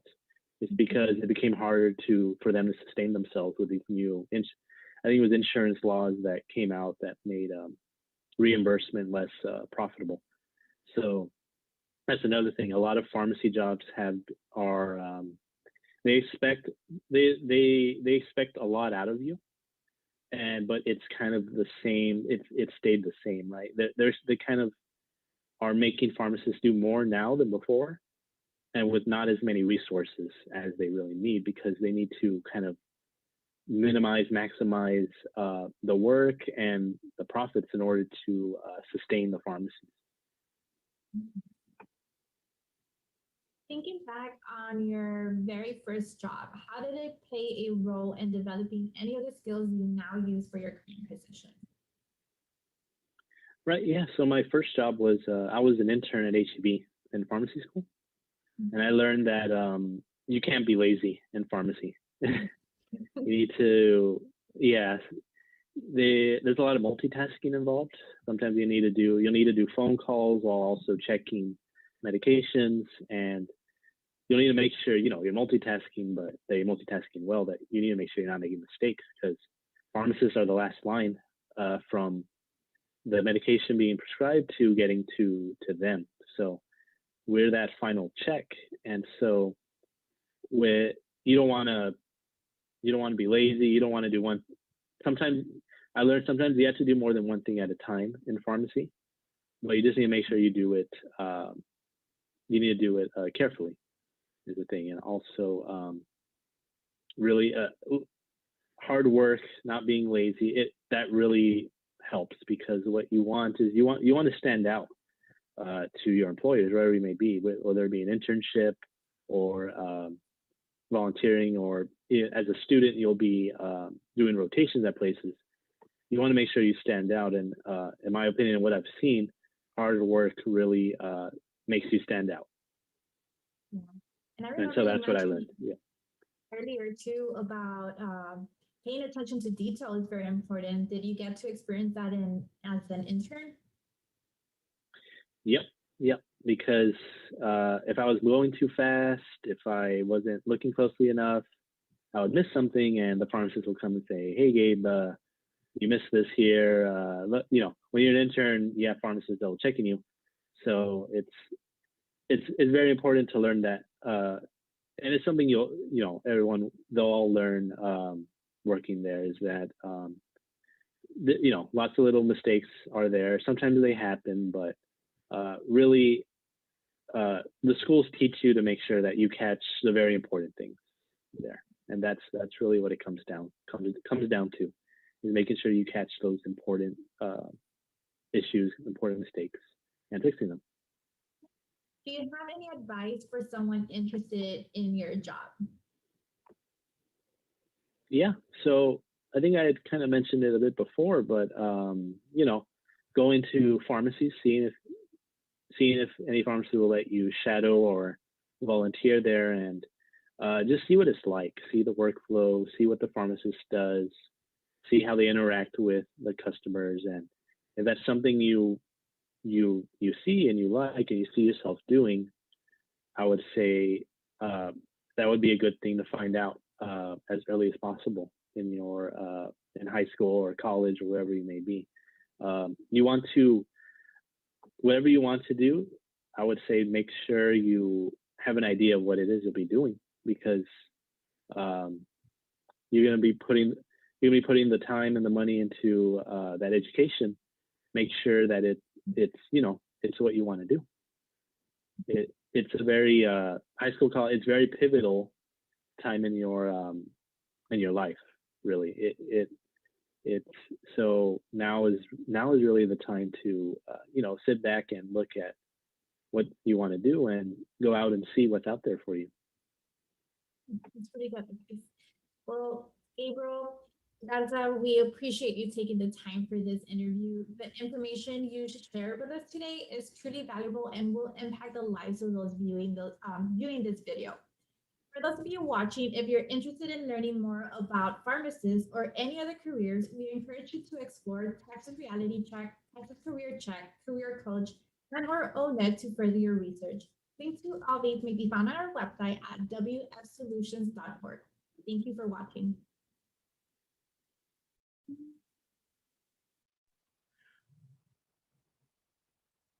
Great interview, and again, thank you for Mr. Garza, who is on the call right now, taking some time to answer some questions. So again, if you have any questions, I know it's getting close to lunch, and hopefully you're still on. I see that there's quite a bit of participants still on. Mr. Garza is here to answer questions. If anybody has any, please put them in the Q&A box or in the chat so that we can go ahead and have him answer those live. Now, again, Mr. Garza, as we're waiting for some questions to come in, I know that you covered it in the interview with Ms. Mesa, but can you just restate the background about if you want to go into this type of field, staying away from drugs or DWIs, any type of criminal background, any type of that trouble? Can you just, again, just talk about that a little bit? Because I know that it's very important, and sometimes when we're younger, we feel that we can do and get away with things. So if you can mention something to that effect. Yeah, so can you hear me? Yes. Yeah, so like I mentioned, really you're gonna be around, if you're a pharmacist, you'll be around all these different medications, and having a good background helps because the law is watching you when you're a pharmacist. That's just how it is. And so being careful around drugs, things like that when you're young is very important when you're going to be a pharmacist, because we don't want people to be around that temptation, right? And so having, as with really any job, just make sure you're really careful with everything, that your background is good. All right. Now, so Mr. Guts, I also have this question. Is there, and what is the difference between a pharmacist and a clinical pharmacist? Not really a difference. They started adding clinical before pharmacist because I think in early 2000s, used to be you just needed a bachelor's degree to become a pharmacist. But now what the schools do is it's the PharmD that you get. And that PharmD includes a more clinical, I guess, education. And that's kind of where I believe that really stems from. And anyone that's doesn't have the PharmD, that's a pharmacist right now, I mean, they learn on the job what we learn in school, the clinical. It's basically kind of that patient interaction and knowing really kind of almost what doctors do when they prescribe medications. Is kind of knowing what medications would be good for them. And really legally, what we do from our standpoint is recommend to the doctors what medications might be good for this patient. And that's kind of where that clinical stems from. Thank you for that. Mr. Garza, I've got a couple of questions from Sergio Lara. The first question is, what degree do you need in order to be a pharmacist? So to be a pharmacist, you don't need a bachelor's degree, actually. You just need to get the prerequisites, and the prerequisites, you can find them per pharmacy school. Usually it's a combination of math, science, undergrad courses. And most people that I know have done them within 2 years. And so they leave undergrad after 2 years and then go on to the grad school, the pharmacy. And with that, they get their PharmD after those 4 years of pharmacy school. The thing is, being in the pharmacy is you don't need a bachelor's degree to become a pharmacist. I don't have a bachelor's degree. I left undergrad after 3 years. Wow, that's pretty interesting, Mr. Garza. So that's an eye opener. Well, I myself have always thought you had to have a degree. So just to restate, you're saying that do some undergrad work and then go into the pharmacy school. Yes, correct. It used to be you needed the bachelor's degree was always required, but not anymore. So with that being said, getting into that pharmacy school, I'm assuming you have to have a certain GPA. Yes, they look at that. They look at GPA. They also look at, you have to take a test too. That's also very important. I forgot to mention in the interview is that you need to take the PCAT, PCAT. It's basically, it's kind of like the MCAT for medical school, where it's a exam over pretty much what's, I guess they deem is necessary for pharmacy school. So that'll be the sciences and the maths pretty much. And I think you also write an essay as well in that test. And that test, you apply for it. You can pretty much take it as many times as you want, but it's graded in percentile. So they look at what percentile, your overall percentile, and then the individual percentiles of I believe there's a science portion, a math portion, a reading portion. I believe there was also a grammar portion. I may be wrong, but there was also, and then an essay. But you can look up the PCAT, and that'll tell you more about that exam, and that's very important. A lot of schools will look at that PCAT score and kind of compare it to your GPA, see if it matches up. And I guess personally for me, my GPA was not very good in undergrad. It was about 2.9, but my PCAT was about, I think it was 92nd percentile. So I had, not the greatest GPA, but I had a really good PCAT score, and that PCAT score really, really helped me in my application. They also look for, this is very important, also a reference, a letter of reference from a pharmacist. So that's why, as I mentioned, it's important to try to find pharmacies, nearby and see if you can shadow someone and get to know a pharmacist. Very good information, Mr. Gasso. So I'm glad that you shared that, and I'm glad that there's you shared that. I'm sure there's kids out there that were probably thinking they had to get a bachelor's degree, and so that's great information. Now, a follow-up question from Mr. Sergio Lara is, how much does a pharmacist get paid? Yeah, that's where the question is, because pharmacists make a lot. They usually make six figures, so it can range from 90K to 120K, depending on where you're working a year. So it's a well-paying job. And as I had mentioned, something, I guess, about development, really, the starting pay for a pharmacist that's pretty much where most people want to be. So most pharmacists I know, or I've seen, they work for a long time, because you can work there's some pharmacists I know that are in their 80s that are still working, because they make a lot of good money, but they've been around so long that they like the job too. So yeah, it's a good paying job, I guess, to answer the question. Well, that's really good to know, especially when as a follow-up that you mentioned about not needing a bachelor's degree. Of course, you still need that schooling, right? But yes. Again, that's a lot of money to be paid for somebody who's not going necessarily through a bachelor's and then to the grad school, but undergrad and then the path you mentioned. So that's really good information. Very good information. Do you know anything about any information you could share as to whether there's anything out there such as apprenticeships or internships for individuals that are wanting to get that connection with a pharmacist for maybe a referral letter? Is there a pathway for that? I think the best pathway, I'm not too sure about internships, if those are still around. I think they used to be really much anymore. But becoming a pharmacy tech, and I need to retract something I had said about pharmacy techs. I mentioned you need a bachelor's degree to be a pharmacy tech. I think I heard that on the wind as that being something in the future. But right now, you just need a high school degree, and you can become a pharmacy tech. And they're the ones that you usually see in the pharmacies besides the pharmacist in there.